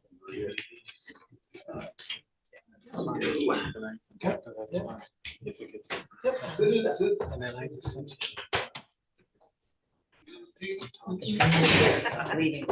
Yeah, yeah. Well, I don't know, they just look nice. Yeah. Yep. Thanks very much. No, I just put epoxy paint on my garage floor 2 weeks ago and it's fairly affordable. It's a lot of work, but. Oh, yeah. Straight line, but, whether there was anything more to this than just doing a straight line and maybe coloring the area. That I don't know, so it's something to ask about, find out what tools are in our toolbox, as you say. Yeah, I mean, something to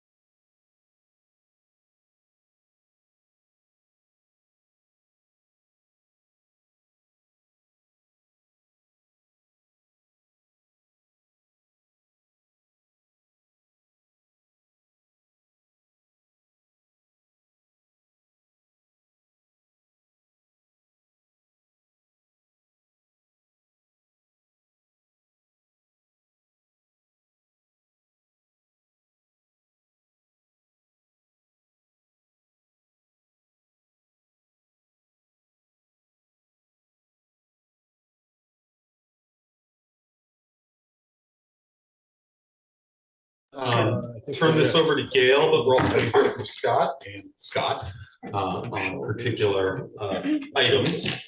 So Gail, I'll turn this to you for an ARPA update and making decisions on unobligated funds.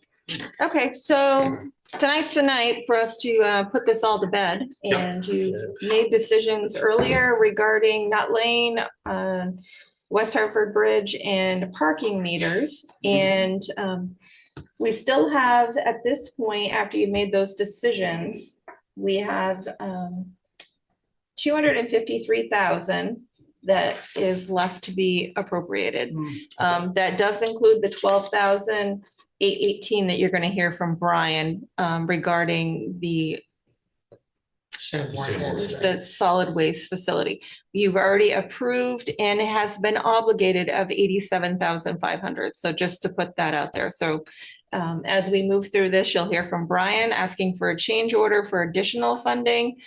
Scott Hauser is going to be coming up and speaking specifically for purchasing policy for you to accept the contracts for the funds that you've already committed. And then those funds will be obligated. And then we have a list of resident proposals if you would like to entertain any of those. And we also have the fire chief here that also has a recommendation for use of ARPA funding. So any questions before we move on? It's going to be a lot of fluid conversations. This is going to be step one of it. And then step two will be the next agenda item, which any funding that we do not allocate, we will do a resolution for to make sure that we do not lose any of the funding. Right. My question is, does that 253,000 that we currently still have to deal with include our interest? It does. Okay. Yes. So even though the interests were not required by the Treasury rule to have you obligate it, commit it, I think it's best that it is done by the board, which we've discussed before. Questions for Gail? Then I guess we'll hear from Scott first. Yep, Scott Hauser. We're on page 70 in our packet. People are looking for the particular. Apologies for some redundancy in the packet. Yeah, it's all right. It was what do they say? A camel is a horse designed by committee. We had lots of hands on this packet.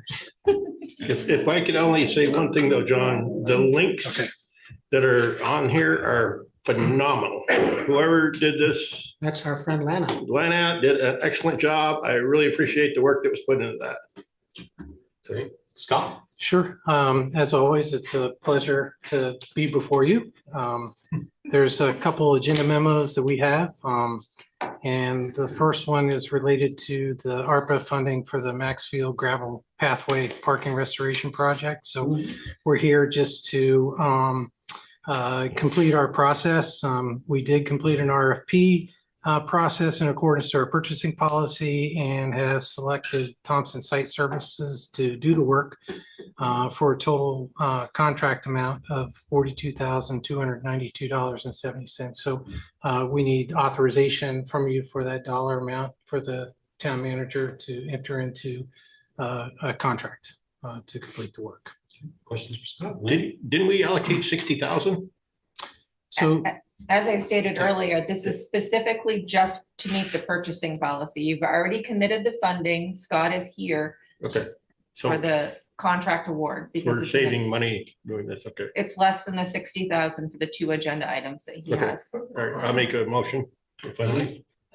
So questions first, then we'll take a motion. Never mind. Saving money. Okay, ready? All right, make a motion, authorize the town manager enter an agreement with Thompson Site Services for the purpose of completing the work of the Maxfield Gravel Pathway and Parking Restoration. Okay, we have a motion. Do we have a second? Second. We have a second from Sue. Any discussion? All those in favor say aye. Aye. Opposed? All right, great. So that's item one. Scott, you got another one, right? Yep. The other one, again, we're here to update on the Maxfield stormwater restoration at the facility. We completed our vendor selection in accordance to the purchasing policy. The dollar amount is less than the required to come before you for a signature, but to be as transparent as possible related to this particular project. And the ARPA funds were here just to get the authorization for you to sign a contract with Valley Turf Services to complete the work. You got a question? You got a page number on that one? 786. What is it? 86. I saw it earlier, but. Any questions for Scott from anyone? No, I'll take a motion. Kim? Well, this is completing the work. Do we need to be more specific? Chair, I move that the select board authorize the town manager enter into an agreement with Valley Turf Services for the purpose of completing the work of stormwater restoration at Maxfield. Okay, we have a motion. Do we have a second? I'll second. the motion. From amendment. Yeah. They want to put that not to exceed. Not to exceed 12,000 Not to exceed $12,000 in ARPA funding. in ARPA funding. Yeah. Friendly amendment accepted. Thank you. Okay, we have a friendly amendment. Sorry, did we have a second? I did. Okay, Mary seconded. Any discussion? Okay, all those in favor say aye. Aye. Opposed? All right. Thank you so much. We want to hear maybe from Brian next on the Sanborn hit. If Brian's online. Okay, all right, thanks.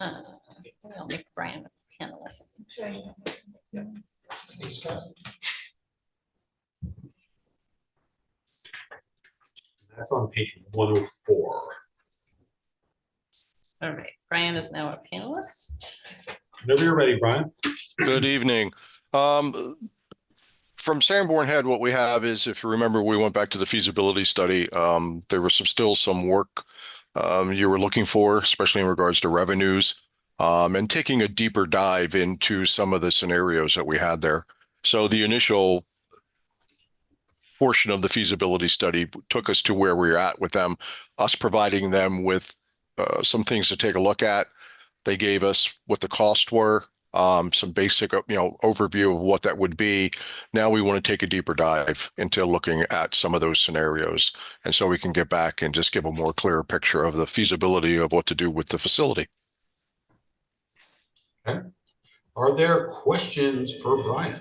I think we just talked also, Brian, correct me if I'm wrong, about some of the revenue forecasting that we didn't do with the original. Yeah. Correct.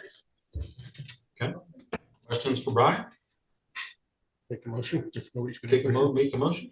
Make a motion to authorize town manager to execute contract amendment number 1 with Sanborn Head in the amount of $12,818 utilizing ARPA funds. All right, we have a motion. Do we have a second?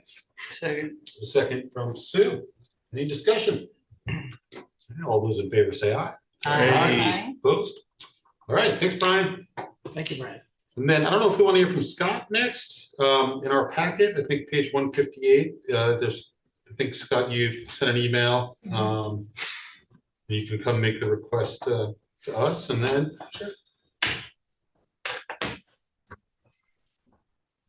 Thank you, everybody, for the opportunity.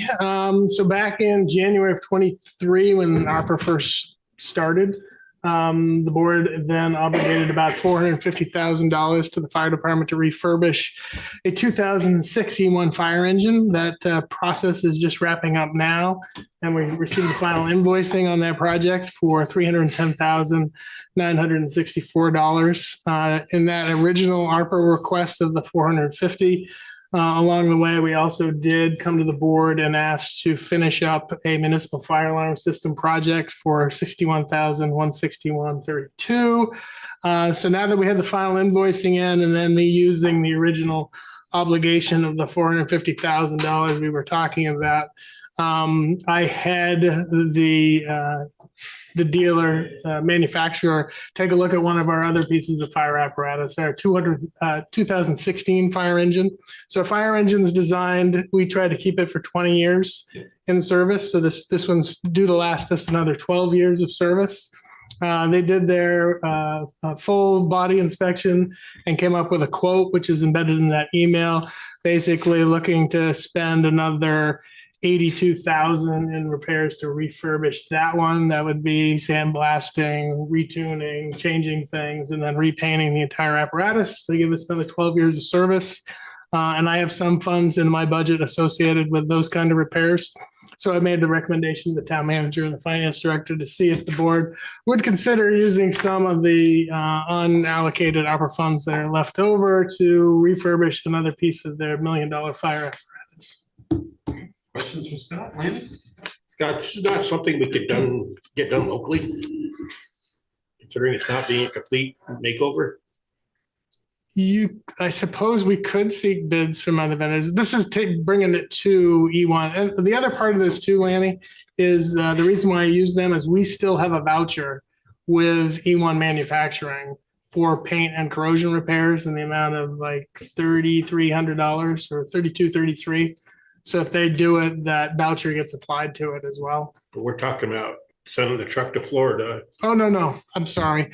This truck only is, the other truck is in Massachusetts. It's at Greenwood Emergency Vehicles, Okay, just so outside we're of not Boston. talking about- All right, Yeah, so, yeah. and what is the expected turnaround time on this for us? Depends on if it was authorized. We'd have to get it into their schedule. And then it would go out and probably take 3 months. 3 months. Yeah. So is this frame restoration as well? Yeah, they spray the underbody, they do the air tanks, the fuel tank, all that stuff. They pressure clean the pump and paint, and it's all a lot of corrosion repair. Which engine is this? This is the 2016 engine. It's running as engine one. It's the first due unit out of station one right now. Okay. So appreciate your consideration. Any questions for Scott? So you're looking for 77,874.68. So that would be the motion. If you chose to make it, yeah, 77,874.68. So that'd be 77,000 plus the 334 you say they got a voucher for? That's figured into that number. Figured into that number. So Yep, and then I would be so it's applying. $100,000 job on this thing? It's a total cost, 83,874.68. I'm intending to apply $6,000 from the general fund FY25 budget as well to complete the project. To bring it to 83. And their estimate is on page 2 of that email, and if you want to look and see what they're talking about doing. Questions for Scott? Motion, Kim? And my apologies if this is obvious. I mean, you know, it needs to be obligated like that. So the refurbishment that's already being done, this can just get added on to that same contract. So Gail has already executed a check for the other fire truck. So that one's expended and the other project is completed. So I believe this would be monies that she's already set aside for the total of things you have to deal with. The amount you have, the final balance you have to handle tonight. Right, but you can have it under contract by the time it needs to be. Yeah. done. I think. Yes, that was I'm sorry. An obvious, I think we all assumed that would be the case. I just wanted to hear you say it. Yes. Yeah, he would need to have a contract signed tomorrow. Yeah. And that's doable. Yes. Great. Questions? I mean, this is a The good board's pleasure. example of like caring for what we have. Right. And I think that's very much within the ethos of consensus of town and board values, right? Fire truck helps the whole community. So I guess one question, I guess, is that we're putting a lot of money into restoring fire apparatus, which is great. Keep what we have. With that said, though, how far down the road are we looking to replace $1 million piece of equipment? Good question. So like I said, fire apparatus is slated to be kept for 20 years, typically a fire engine. We just did this full refurbishment to the 2006 engine in an effort to give us 10 more years of life, to give it 30 years of service in the town. And I think we've done that by spending the $310,000. And that truck is designed to be the Queechee engine, to be assigned to that station permanently for the next 10 years. The next apparatus is to be replaced completely by the town, is a 2009 fire engine. And that's due to be replaced in 2029. And the estimated replacement cost is anywhere from $1 million to 1.2. And it takes you got to order it 3 years before its expiration date. That's a standard engine with 1,250 gallon per minute pump on it, or? Yes, or more. with a tank on it, of Mhm. course. Yep. Okay. You done? Yeah, I just trying to think about. I mean, I guess this is a later question, maybe not, but like, and you have reserves for that equipment already being. So the the town does maintain a reserve account for fire vehicles.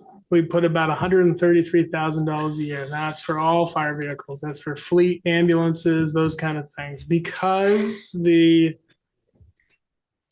pricing of emergency vehicles has skyrocketed, we would have to put a lot more than what we're doing now. So when this $1.1 million fire truck comes due in 2029, I think we'll need to look at multiple ways we're funding it. Probably an influx of funds from the reserve account, which is what I've planned. The trade-in of that unit for whatever value that is, and then some level of financing that we do through a lease purchase, which we're doing with the ladder truck now. The ladder truck is due to be, the financing that we have in the ladder truck is due to expire when the new engine is coming on board. I mean, it's the kind of thing, if we get a retail local option tax, could also really help finance that. Because so in theory, if you have to buy it 3 years in advance, you're going to be looking for it in 26. Which I'm sorry, I realize I'm getting a little off topic. So I'll Yes. bring it back. So basically, we can just think about it in terms of we're almost going to be making payments on a fire apparatus of some sort. I mean, we'll never have a complete everything all paid off. We'll always, when one runs out, be looking at just another one, do the plan. The ladder truck is the first one we've physically financed in my career here. We've usually typically been able to, sequester enough funds along the way to pay cash for vehicles. In fact, this 2016 engine was purchased through reserves at the time. And I think we purchased this for like $600,000. But the market is, the ladder truck the board bought in 2020 was $968,000. That truck today is 1.6. Wow. How much is it to replace a ladder truck? 1.6 to get the one we have right now. And we bought it for 968 something back in 2020. But that's what the market's done. Okay, well, I'll take a motion if anyone would like to make one. That's the board's will. Take a step. There's not a recommended motion, right? There is not. It was up for discussion because I knew that this was going to be affected by all the other ARPA unknowns that you're dealing with tonight. Jerry moved that the select board authorize the use of ARPA funds of $77,874.68 to be used for fire engine refurbishment.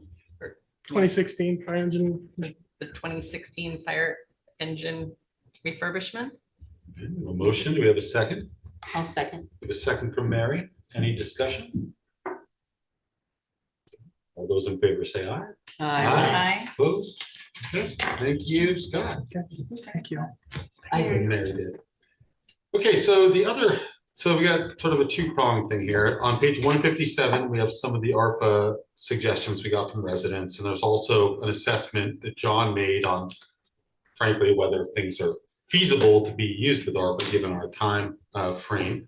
And then after this is a resolution, if you want to adopt, which would basically say anything we don't obligate that's left over, we use to basically pay for other stuff, right? To lower the tax burden, which benefits everyone. So I'd suggest we do is if there's not anything that's jumping out that people are really advocating for, that we.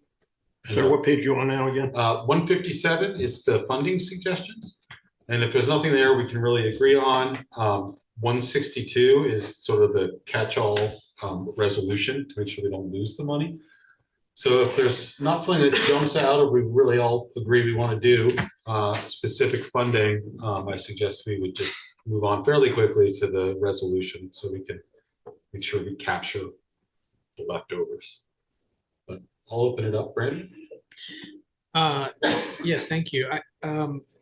I just did a very quick poll of about 100 folks who live in Hartford and got back 8 supporters in 2 hours for masks and hand sanitizer. So there was a question of public support. That was 8 supporters and 2 folks who did not support. It's a very unscientific poll, but there is at least 9 Hartford residents. Okay. Other folks, Ida? Just a follow-up question. Did you have like an amount in mind that you wanted to allocate towards that purpose? My original proposal had a certain number of masks for every person in Hartford, such that it would last a certain number of months. I think it ended up being about $80,000. Manny? Yeah, when I look at this list, I really see like ravine erosion and Wilder.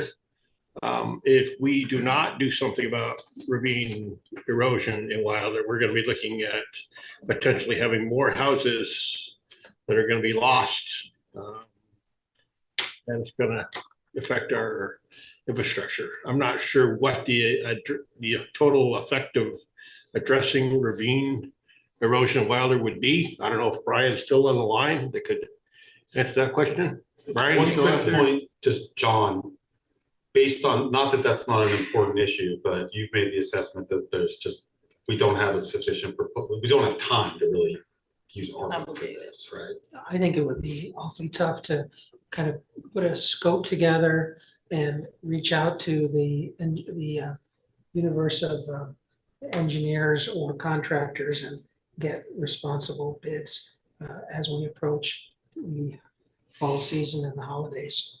What are the things that when I look down in there, I have looked in there, one of the biggest things I see is cleaning the thing out so we can have proper water flow, you know, that we have for our, I mean, there are so many places that water is supposed to evacuate that are so full of debris and trees and brush and everything that I'm not an engineer, we're dealing with that stuff, but I have to believe that that's affecting our erosion because the water can't flow correctly. So if we could just contract somebody with an excavator and a dump truck to go in there and clean these ravines out. Have you got There's nothing specific more. locations in mind? Excuse me? Have you got specific locations in mind? Well, in Weiler, that particularly behind, where we had the house that we had to. Yeah, there are actually discussions happening between the town and FEMA and other state entities about slope stabilization. And I presume that part of that equation is to create conditions on that slope to make it less likely that there'll be more,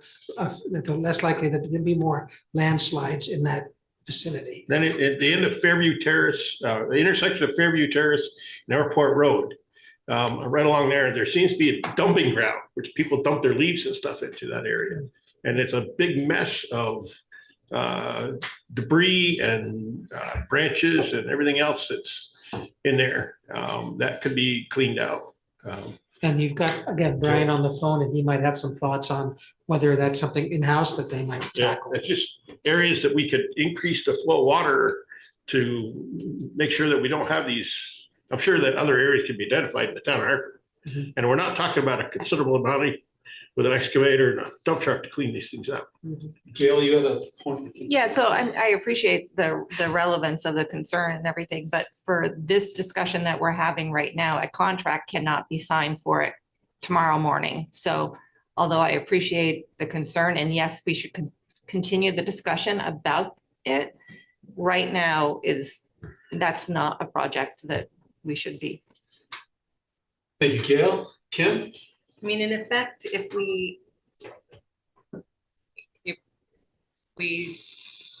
put whatever remaining ARPA funds that are available into the unassigned fund and consider using that to offset the tax rate for the fiscal 26 budget, that can be taken into consideration by this or future boards in terms of these things do need to be done. And like with the culvert cleaning all around, like there's definitely projects that can still be done. Even if we could do a contract tomorrow for something that's like, if it's in-house, it doesn't mean we automatically have more staff that could. It also doesn't mean you have permits that might be necessary to deal with perhaps state waters, for example. Right. To have a big hydraulic equipment in there could be problematic. Yeah. So I mean, basically, I'm in favor at this point of additional remaining funds being used to offset the operating budget for fiscal 26. Yeah, I mean, I think this is important because it's got suggestions by the residents and things, you know, and things that we should look at long-term.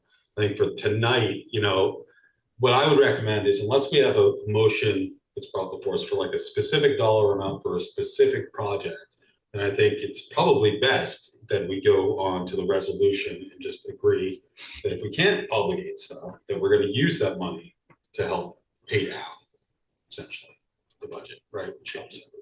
Can I? Ida and then Lanny? Yeah, so just the only one that stands out to me, and I agree with you, I want to move forward and, you know, assign, do what you said. I'm not going to try to repeat exactly what we're trying to do here, but the only one that stands out to me is the one for the $15,000 to support the Good Neighbor drive-through vaccine clinic, which, John, you had listed as feasible. Is that still considered feasible? I think given it's a pending request, and I don't think there'd be too much more to it than simply talking to the clinic and getting some sort of an invoice or some kind of document showing that we're committing those funds. And it would cost $15,000, like. Yes, That's what they the request requested. to help fund their one-day vaccine clinic, I think. Yeah, I mean, in the spirit of public health, you know, I appreciate where you're coming from, Brandon. This seems like a lower dollar amount and a, you know, super evidence-based practice in terms of helping our residents stay healthy. So I'd be in favor of doing that, yeah. Lanny, you had a. Yeah, can I, the only concern I have, I mean, that's a great idea to do this. I don't disagree with that at all. But I also look at the fact that we still have funds out there from the opioid settlement fund that I think would be a better use of those funds for that. How much, do you know how much? Opioid settlement for vaccination? You can't use it for vaccination. You can't. It has to be like preventative. That is preventative, or- but, okay, well, all right. then that Is goes it out. related to Substance. substance abuse, or I'm sorry, I'm not familiar with what the drive-through vaccine is, but if it's relevant to opioids and substance abuse and preventative and education, then certainly that would be something that They could be could hand out considered. educational material with I that. can stuff. certainly inquire, but my strong impression was that we were talking about the flu and maybe COVID. Yeah, okay, so the other thing that I saw that I think it's on the feasible side is the used bucket truck for tree work. I don't understand where the repair and open Gate Street comes into that at though. Where does that fall into that? It's purchase used bucket truck for tree work / repair and reopen Gate Street. What does that mean? That I don't know how, that was. It's on I page don't know, 157. I'm not sure how I would have conflated those two. Again, reach out to Brian Gazda if he's on the line. Is he still on? He might know more about what the bucket truck proposal consists of. I could see a bucket truck not being only used for tree work, but I could also see it potentially being used for fire alarm work as well. We want to do that? Not anymore. You don't use a wired system. No, that's right. So it's not a wired system anymore. So I would say if Brian comes on and says, yes, I have a plan, we need 25,000 to purchase this, like I think we need specificity in this part of our discussion. why do we have feasible? I guess I'm confused about why we have feasible on here. If they- My notion was just to give a quick assessment. It was requested as to what I think we could get a contract in place for or a purchase order in place for in a short order of time. Okay, well, the I only thing also we have a think- dollar amount attached to is $15,000. So I agree with Kim, put it towards offsetting the tax rate. Well, I also believe if that was something that Public Works wanted, this tree truck, that they would have been here in front of us asking for it, so. Also a good point. So, I mean, yeah, at this point, like, you know, if someone wanted to make a motion for the Good Neighbor clinic, I mean, that's sort of on the table, that's specific. You know, Brandon, if you want to make a motion for a specific amount for the masks and stuff, you know, they're motions and we can vote on them, and they pass, they pass. If they don't, they don't. And then I think we can move on and make sure we capture all the funds we can to at least keep the All tax right, I rate. make a motion, we allocate $15,000 to support Good Neighbors drive-through vaccination clinic. Okay, we have a motion from Lanny. Kim? Friendly amendment, reference ARPA funds, please. I'm looking for the email where that request actually came in to see if there is any more specificity for it. So I'm not seconding, I'm just saying, please, friendly amendment, specify using ARPA funds. Oh, yeah, using up to $15,000 from ARPA funds to support Good Neighbors drive-through vaccination clinics. Okay, we have a motion. Do we have a second? I'll second. We have a second from Ida. Any discussion? Kim? Yes. John, you know what, just a little background, I assume this is like a flu vaccine, maybe a COVID vaccine? It's been a month and a half since I saw that email. I don't have it in front of me, but, okay, well, very good. As the Executive Director of Good Neighbor Health Clinic, I am interested in learning about the opportunity to seek ARPA funds to benefit public health initiatives. We are hosting our first drive-through vaccine clinics this year, and we would like to formally request $15,000 for support of this initiative, covering both staff time spent vaccinating and the cost of flu vaccine purchase for the public benefit. Thank you for your time and consideration. Okay. She doesn't identify when this took place, hopefully not already. And then the question would be for Gail, what sort of document would you need to have in place? We would need to have an invoice from them tomorrow for $15,000. I mean, we can approve it, and if they meet, or we can vote on it, if it gets approved and they can get us the invoice in time, and that's fine, I think then it's okay. I bet that would motivate and just clarification. Nothing to sneeze at. So at this point, if we do the resolution also with a dollar amount up to X amount of dollars, and the Good Neighbor Clinic does not provide the information that you require, it's not federally required by tomorrow, but that the town is requiring by tomorrow, then that money can still be put into the resolution amount. Okay. Correct. So by 5 o'clock tomorrow night, we need to have it in place. And actually the federal government was pushing really, really hard for us to have this done on April 1st of this year. So like October 1st is like the end of it. And the reason for that is because it takes so long to make sure that you have everything in place. Thankfully, we have the resolution. So if any of these projects, which we're going to talk about, anything falls through, we're going to have a catch-all. So we're not going to have to give back any money. Okay. So we have a motion and a second on the 15,000 for the vaccine clinic. Who moved and who seconded? I Lanny moved and I seconded. Yeah. All right. Just one Yes, additional quick comment. So according to their website, the clinic is scheduled for October 19th, so it has not happened yet. Okay. And also their mission is to serve, offer free health care to uninsured residents of Hartford and the greater Upper Valley. We have a motion and a second. All those in favor say aye. Aye. Opposed? Okay, so we've added that, so the extra $15,000. I'll take other specific motions, or I'll move on to the resolution. Can I just ask, Gail, what your number is right now? We're looking at 161,055.22. 161. 161,055.22. 0.22, correct. That's unobligated. Correct. Okay. Uncommitted, not committed. All right, I'll take a motion, or we'll move on to the resolution. So the resolution. On page 162. Right, but before we can move to the resolution, you need to all be in agreement that you have no other items that you would like to commit funding to. No one wants? Brandon, if you want to make a motion, but Mr. Chair. Yep, go ahead. Now, I wanted to just mention my original proposal, which is it would provide 420,000 masks. That's 7 masks per month per Hartford resident for 6 months. And I chose 6 months because that is roughly how long it took us to get a COVID vaccine. In case something else new came along and we put the folks developing vaccines on the case. That would also, my proposal was also for hand sanitizer, as you may know, 18,000 bottles of hand sanitizer at $1.46 a bottle, which I found was retail price. I made a very rough estimate that we could get a 10% discount from retail prices off of this masks and hand sanitizer. And that total came to $99,252.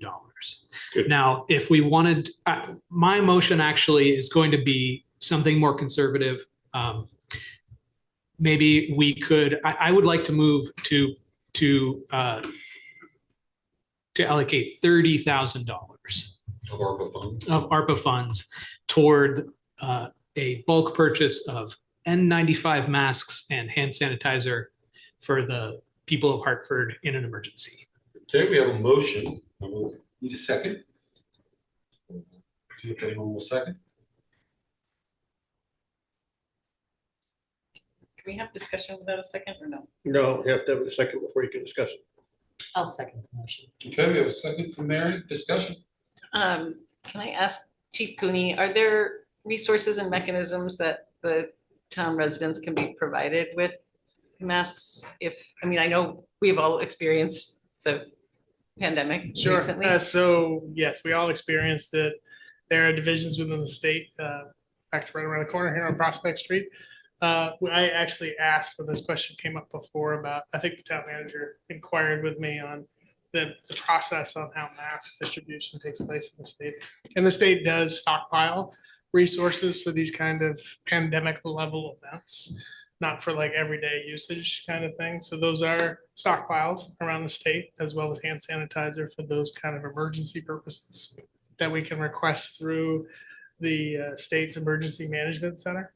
In fact, I can say during the pandemic event, that's what we did. When we got resources, we put in our requests through the emergency operations center at the state. And usually our orders were delivered by a V-Trans vehicle the next day directly to the fire station. That was gowns, masks, hand sanitizer, and those kind of things as needed throughout the emergency. Okay. All right, so we have a motion and a second. Discussion. I just wanted to say that I really appreciate that knowledge, and that was forwarded on to me, by the town manager, and I love to see that. I mean, that's like really valuable. It's like one of the purposes of government. I only propose this because it wasn't really clear to me kind of how many masks we could request, and on what timelines and whether we would be granted our requests. So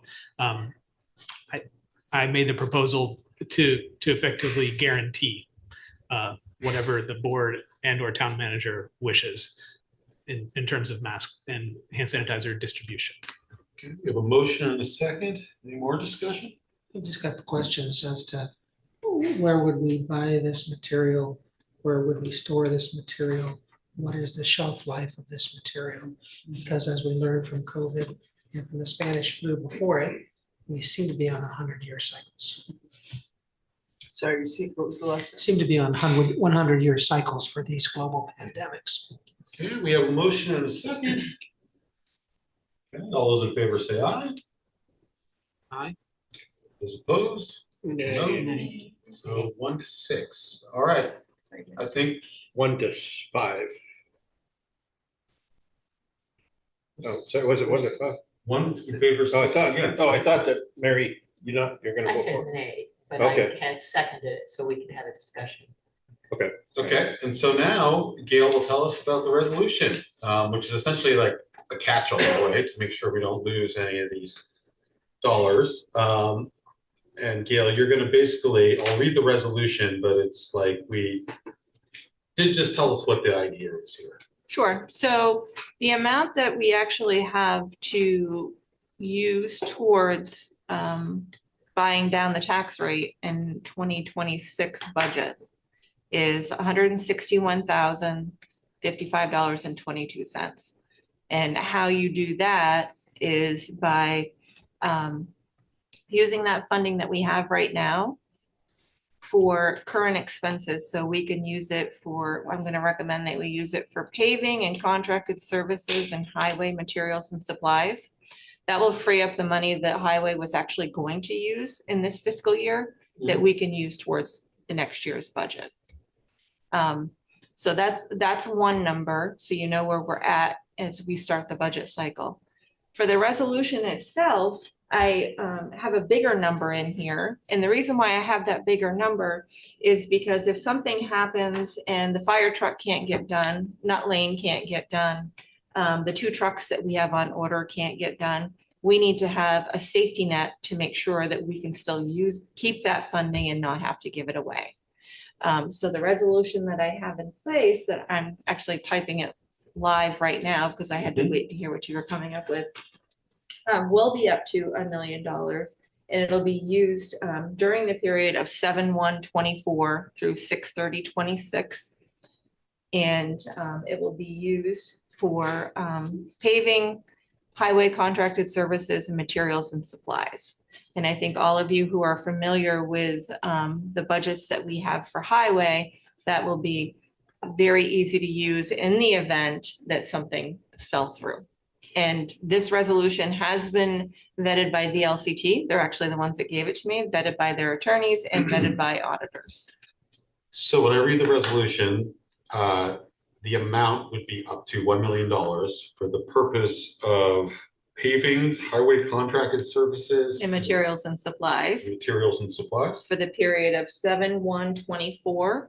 Okay. Through 6/30/26. Okay. For previously budgeted items, creating the ability to increase the unassigned fund and reduce the tax burden in the fiscal year 2026. Okay, that part's in there for previous, okay. So the only thing that we need to fill in is, sorry, may I? Yeah. Just clarify. So the amount and then the other fill in the blank is paving, highway contracted services and materials and supplies. Correct. So I have it ready. I didn't fill it out because I didn't know if you have a different perspective or different path that you would like to take. If that's what you would like to do, I can type this up. I need to go print it. You need to all sign it tonight. We'll get it recorded tomorrow and then we can move on to the next steps. Okay. The questions, I usually read the resolution. So I will read it before we do a motion. So resolution 2024-10-1. Resolution for American Rescue Plan Act ARPA allocation. Whereas on March 11th, 2021, the President of the United States signed into law the American Rescue Plan Act, ARPA, provide continued relief from the public health and economic impacts of the COVID-19 public health emergency.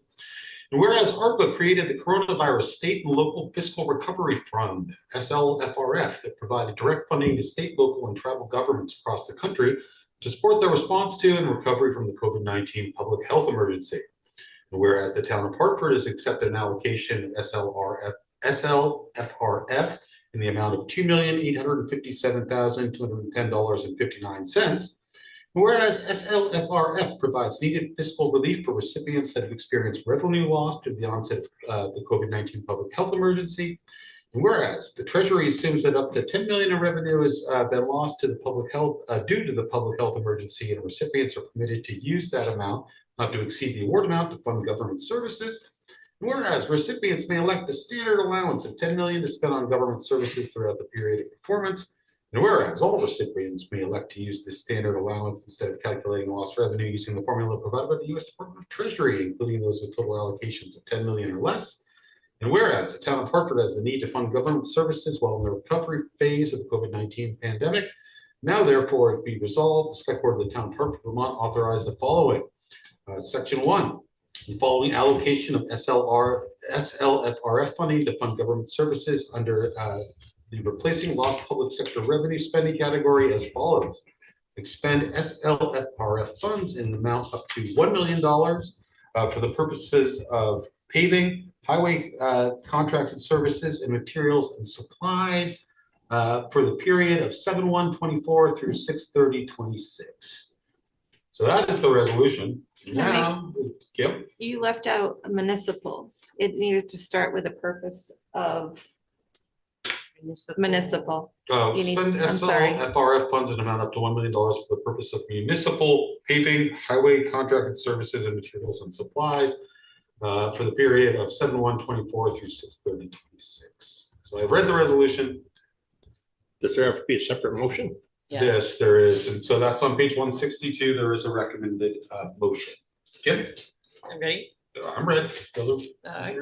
Mr. Chair, I move that the Town of Hartford Select Board approves the resolution to expend SLFRF funds in the amount of $1 million for municipal did I not say that? In the amount of up to $1 million for municipal purposes of paving, highway contracted services and materials and supplies during the period of July 1st, 2024 through June 30th, 2026 for previously budgeted items, creating the ability to increase the unassigned fund and reduce the tax burden in fiscal year 2026. All right, we have a motion. Do we have a second? Second. We have a second from Sue. Discussion? All those in favor say aye. Aye. Opposed? Okay. Good plan, Gail. Good plan. Good plan. Yes. And so the next. I said, no, I'm saying it's a good plan. Thank you. So we did move Brian up for item G just after this, and then we'll get into the budget 101 and tutorial. So Brian, this is a request to consolidate budget line items. I don't know if it's Brian or Gail. I mean, No, this is my request. Okay. So, last year was my first year working on the budgets, and I identified that within all the 5 funds that I have to put budgets for, there is a lot of redundancy and duplication of expenses. The 2 that I picked out are pretty, I think, I would say low hanging fruit in regards, and I don't want to, overcomplicate this and do a whole through all 5 funds. So for this upcoming FY26, the 2 funds I identified, I'm going to do the first one, which is Fund 60. It's the easier one to understand, is the Wilder Pump Station. At one point, the Wilder Pump Station was the primary wastewater treatment facility. And then as time's gone on, I've seen this numerous times in the past, that it just got morphed into the budget. And then as we expanded, put out other pump stations, we created a whole other subsections. If you look at the budget it's called White River Junction pump stations, that this one could just be wrapped into that. A lot of the costs, electricity, water, they're all the same. We don't need to have all these different account numbers for that one. The solid waste facility and the recycling center, once again, it's the same. At one point when we had 5, 6 staff individuals, really 2 different separations of what was going on down there. It was probably necessary at that time, but today it's not necessary at that time. So what I just did too is we looked at it, Kim and I looked at it, and we're just recommending through there that we add in the 971s into the 974s. It'll help out with payroll. Just when we do the budget coming up in the next month or so, it just consolidates these counts. Okay, thanks, Brian. Are there questions for Brian about this? If not, I will take a motion. Lenny? Make a motion that we authorize the consolidation of accounts in Fund 30 and Fund 60 beginning in fiscal year 2026 as identified in the discussion section provided, along with all necessary adjustments within the Muni Smart system. Okay, we have a motion. Do we have a second? Second. We have a second from Sue. Any discussion? Okay, all those in favor say aye. Aye. Opposed? All right. Thank you, Brian. Yep, thank you. All right, so now we will get back to the Gail has just run upstairs for Okay. that document. Yep. There she is. We have our budget 101 tutorial and calendar, so it lays out some of the dates.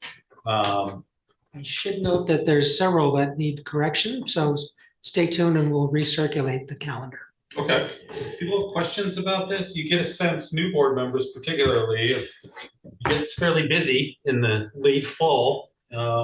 Often have like a meeting every week, two, sometimes or more, right? We'll have a regular meeting and then we'll have like an informational meeting and we'll hear from one of the department heads and they'll go over their budget with us. The budget books, the 25th of October, they'll be available. We also build in some Rain days. The rain days, Snow essentially. days. Like I saw like December 23rd, like that's a placeholder. Hopefully, if we do our business, we won't be here on the 23rd of December. Is there anything, John or Gail, you want to point out about this? And then we'll have questions from the board. But it's a process, it's a long process. We've spent plenty of time on it. Gail and John are here to help. So if you have any thoughts now, just let us know. Yeah, I mean, I put together a few pointers here just because we do have some new board members and then maybe some refreshers for those of you who have been here for a little bit. The fiscal year that we're going to be talking about is July 1st, 2025 through June 30th, 2026, which feels like it's a long ways away, but hey, it comes a lot faster than you think. John had mentioned there's some changes on the calendar, I guess, that need to be made, so he'll get that to you. It's a long process and it's a fluid process, and I have to encourage all of you to ask the questions when the department heads do the presentations. Ask the questions, and then we do have a couple follow-up meetings specifically just for follow-up. And as we get closer to the end of the year, nobody wants to be here during the month of December any more than what they actually have to be. It's important for all of you to do your homework. It's important for us to do our homework. And we come prepared to the meeting to give you clear presentations, but you also have to come to the meetings and be prepared to ask those hard questions and have those conversations. So I think those are the bigger things that we're going to move through it. You'll get your books, take a look at it. Town manager will give you an overview presentation of the entire budget. Yep. And then from that point forward, you'll start with the individual departments giving you presentations. It is very important on the calendar. Whoever's coming up next for a presentation, make sure you get your questions to to John, the town manager, so he can pass them along to the department head to make sure that they're prepared to answer the questions that you have. If they can get the answers to you before the meeting, then that's great. It's always best sometimes to even answer the questions in the meeting, and that way all the board members and the public know what the questions are. So again, it's just it's very fluid, making sure you do your homework, we do our homework, and getting to you what you need. And we work backwards from town meeting, and then we have when we need to post the warning, and so it's those dates are all built around that.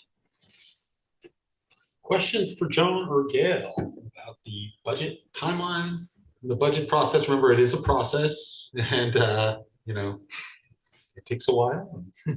Gail and John are always available to answer questions. Kim? When do we get a finance update for the close of fiscal 24? You won't, the official one, I can't give you one until it's all audited. And when the auditors will be here the Tuesday before Thanksgiving, whatever that meeting is. Okay, so what you'll get in your budget packet, your budget book, will have a column for actual 2024, but it's not audited, but it will be there. Yeah, okay. And then is the like last year you were able to put most of the narratives, that any lines that had encumbrances in the digital version of the budget book. Will we have some reference to that for the drafts that we get? For the FY25? Or 20, yeah, so basically, yeah, any GL code that might have been zero or very low because encumbered funds were used for them. So in FY24, that column, what it's going to look like is whatever you have in your budget book, the very last column for FY24, that column and all of the narratives has been carried forward. So the actual column is there. Right. Does that make sense? I'm sorry, the 25, but we're working on 25, yeah.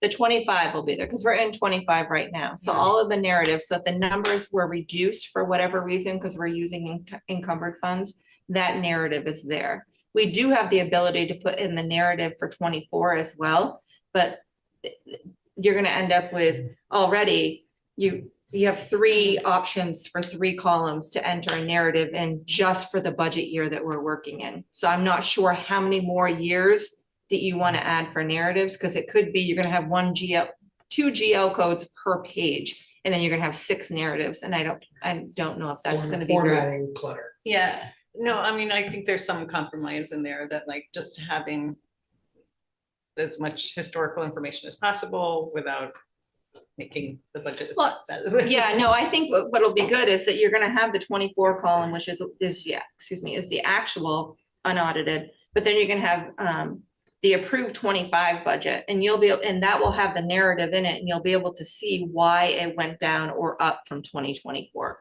Okay. If that's helpful. And then, like I said, I mean, you don't want to overwhelm yourselves with too much narratives because you're going to get lost in it. And if there are any board members that want to non-quorum, like get together and go through the budget, I'm always happy to do that.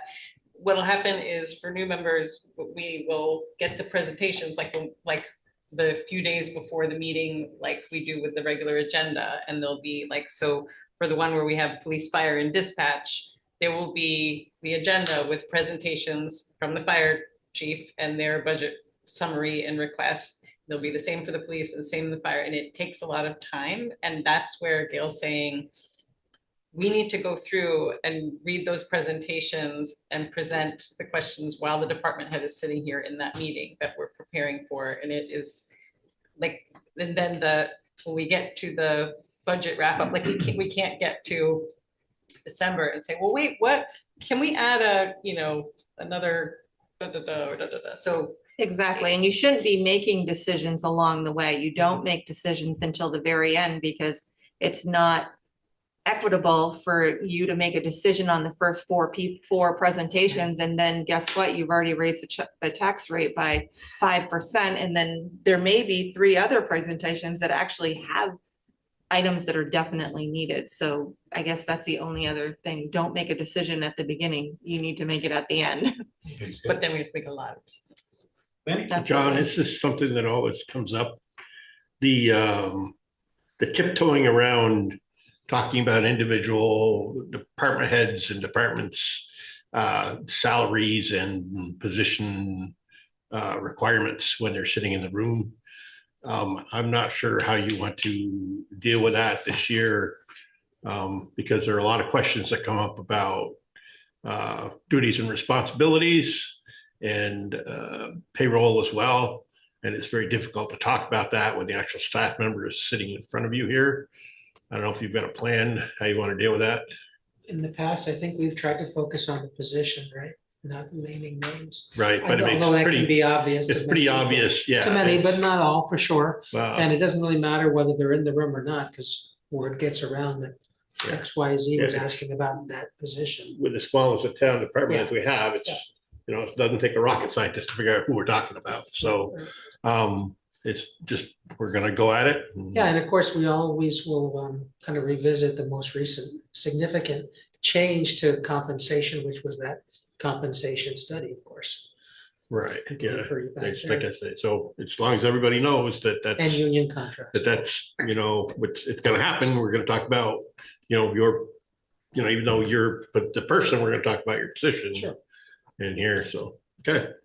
I think just being respectful and referring to the position, the title is, the first start of it all. And we're all professionals and we all work in the public, in the public eye. So I think it's be respectful, go by title, and certainly you're entitled, everybody can ask, what are the duties and so forth. Sure.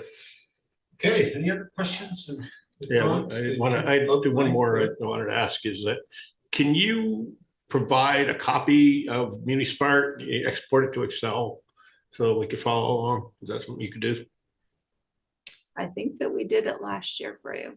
Yeah, that would be, I like to follow along, just see what the actual impacts are as we're going through it. So if you would do that, I can work on that. it does export, I know it exports it to Excel, so if you could. I can work on it. I'm not gonna give you I will try to get it to you before we actually start the review process, but I mean, if it gets, I would appreciate it as well. I don't know if the whole board does. yeah, no, I'll send it to everybody. It's just, we need to get the budget in first. Right, just that we don't have the ability to read Munismart, whereas we do have the ability to read the Excel file, and we can make changes to see what our different ideas could be. That's what's nice about having it in Excel versus the Munismart format.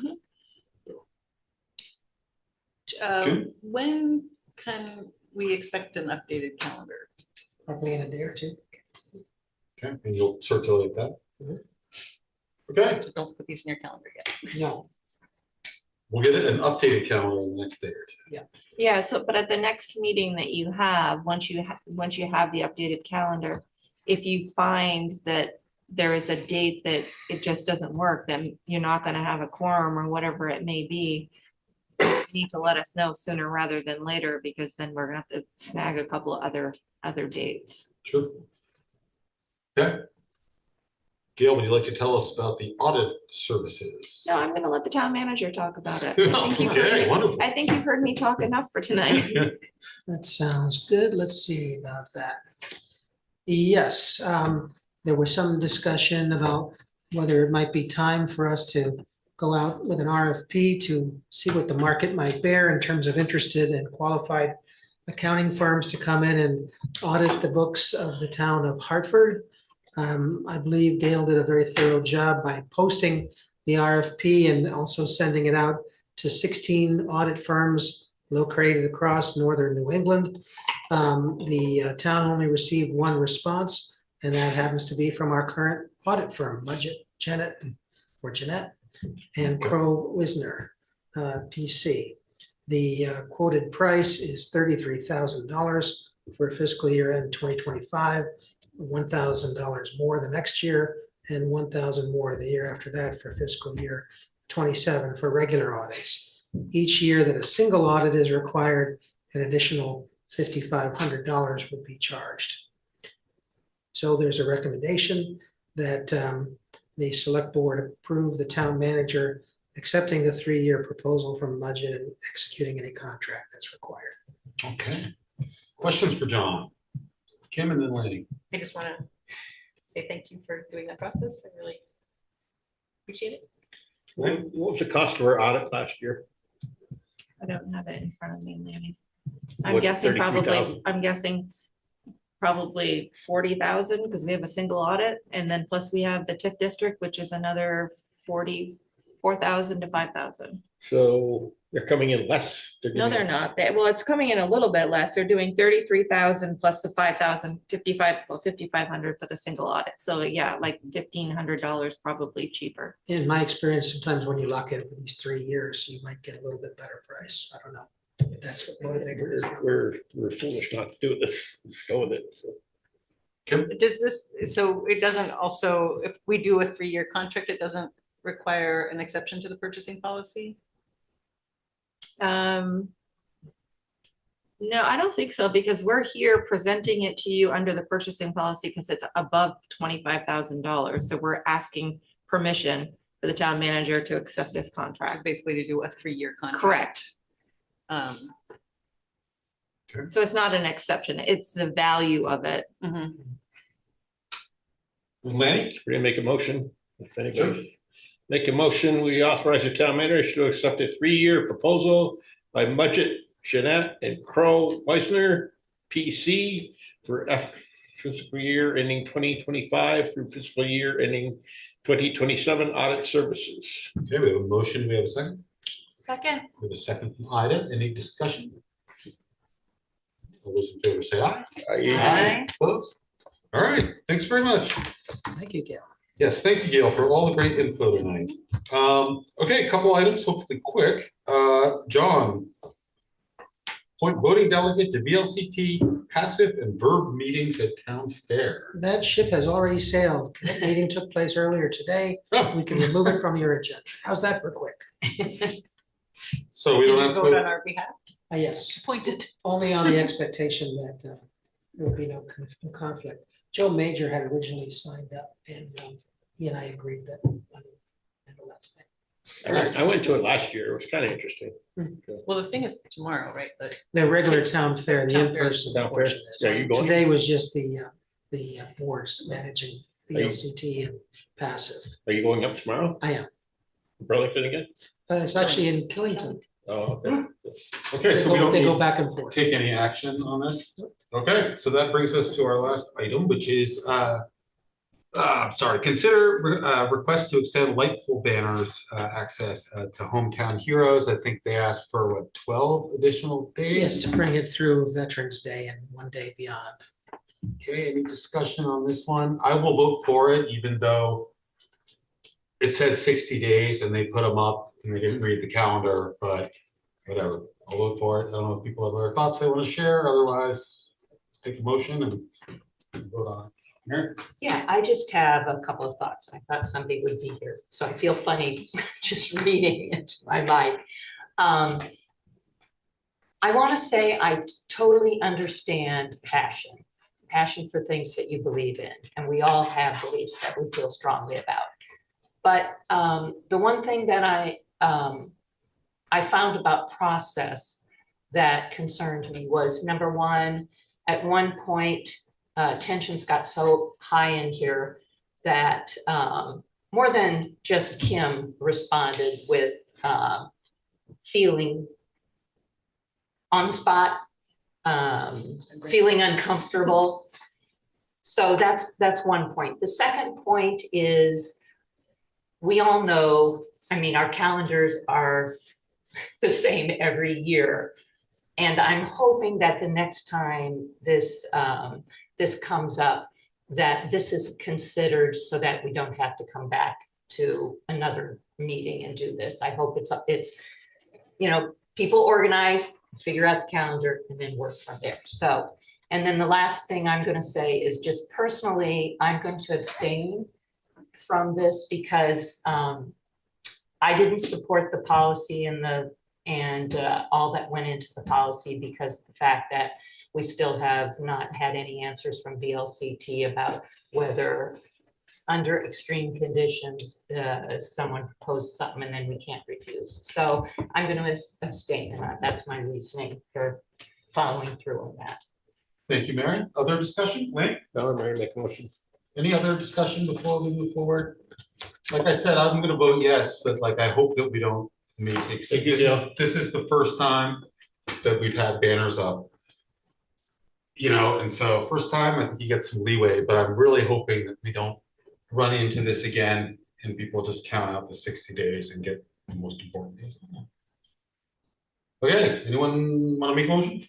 Yeah, make a motion that we formally extend a 12-day extension for the display of the Hometown Heroes banners until the day after Veterans Day.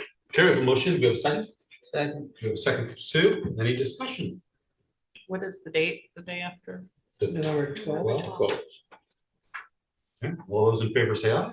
Aye. Opposed? One abstention. One abstention. I don't know if I heard from other folks. I Aye. also just agree with you that this is a work in progress. We're just developing this policy. I do hope that we will use the experience of developing this to streamline and become more efficient and consistent with it. Thank you, Kim. All right, look at that.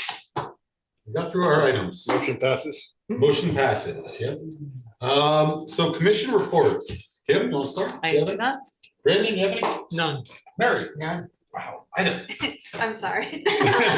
I'll make it quick, but I just wanted to say a note of appreciation to the Energy Commission for inviting me. There's like a substation tour that's happening of the substation that's near the Hazen Trail off of Route 5.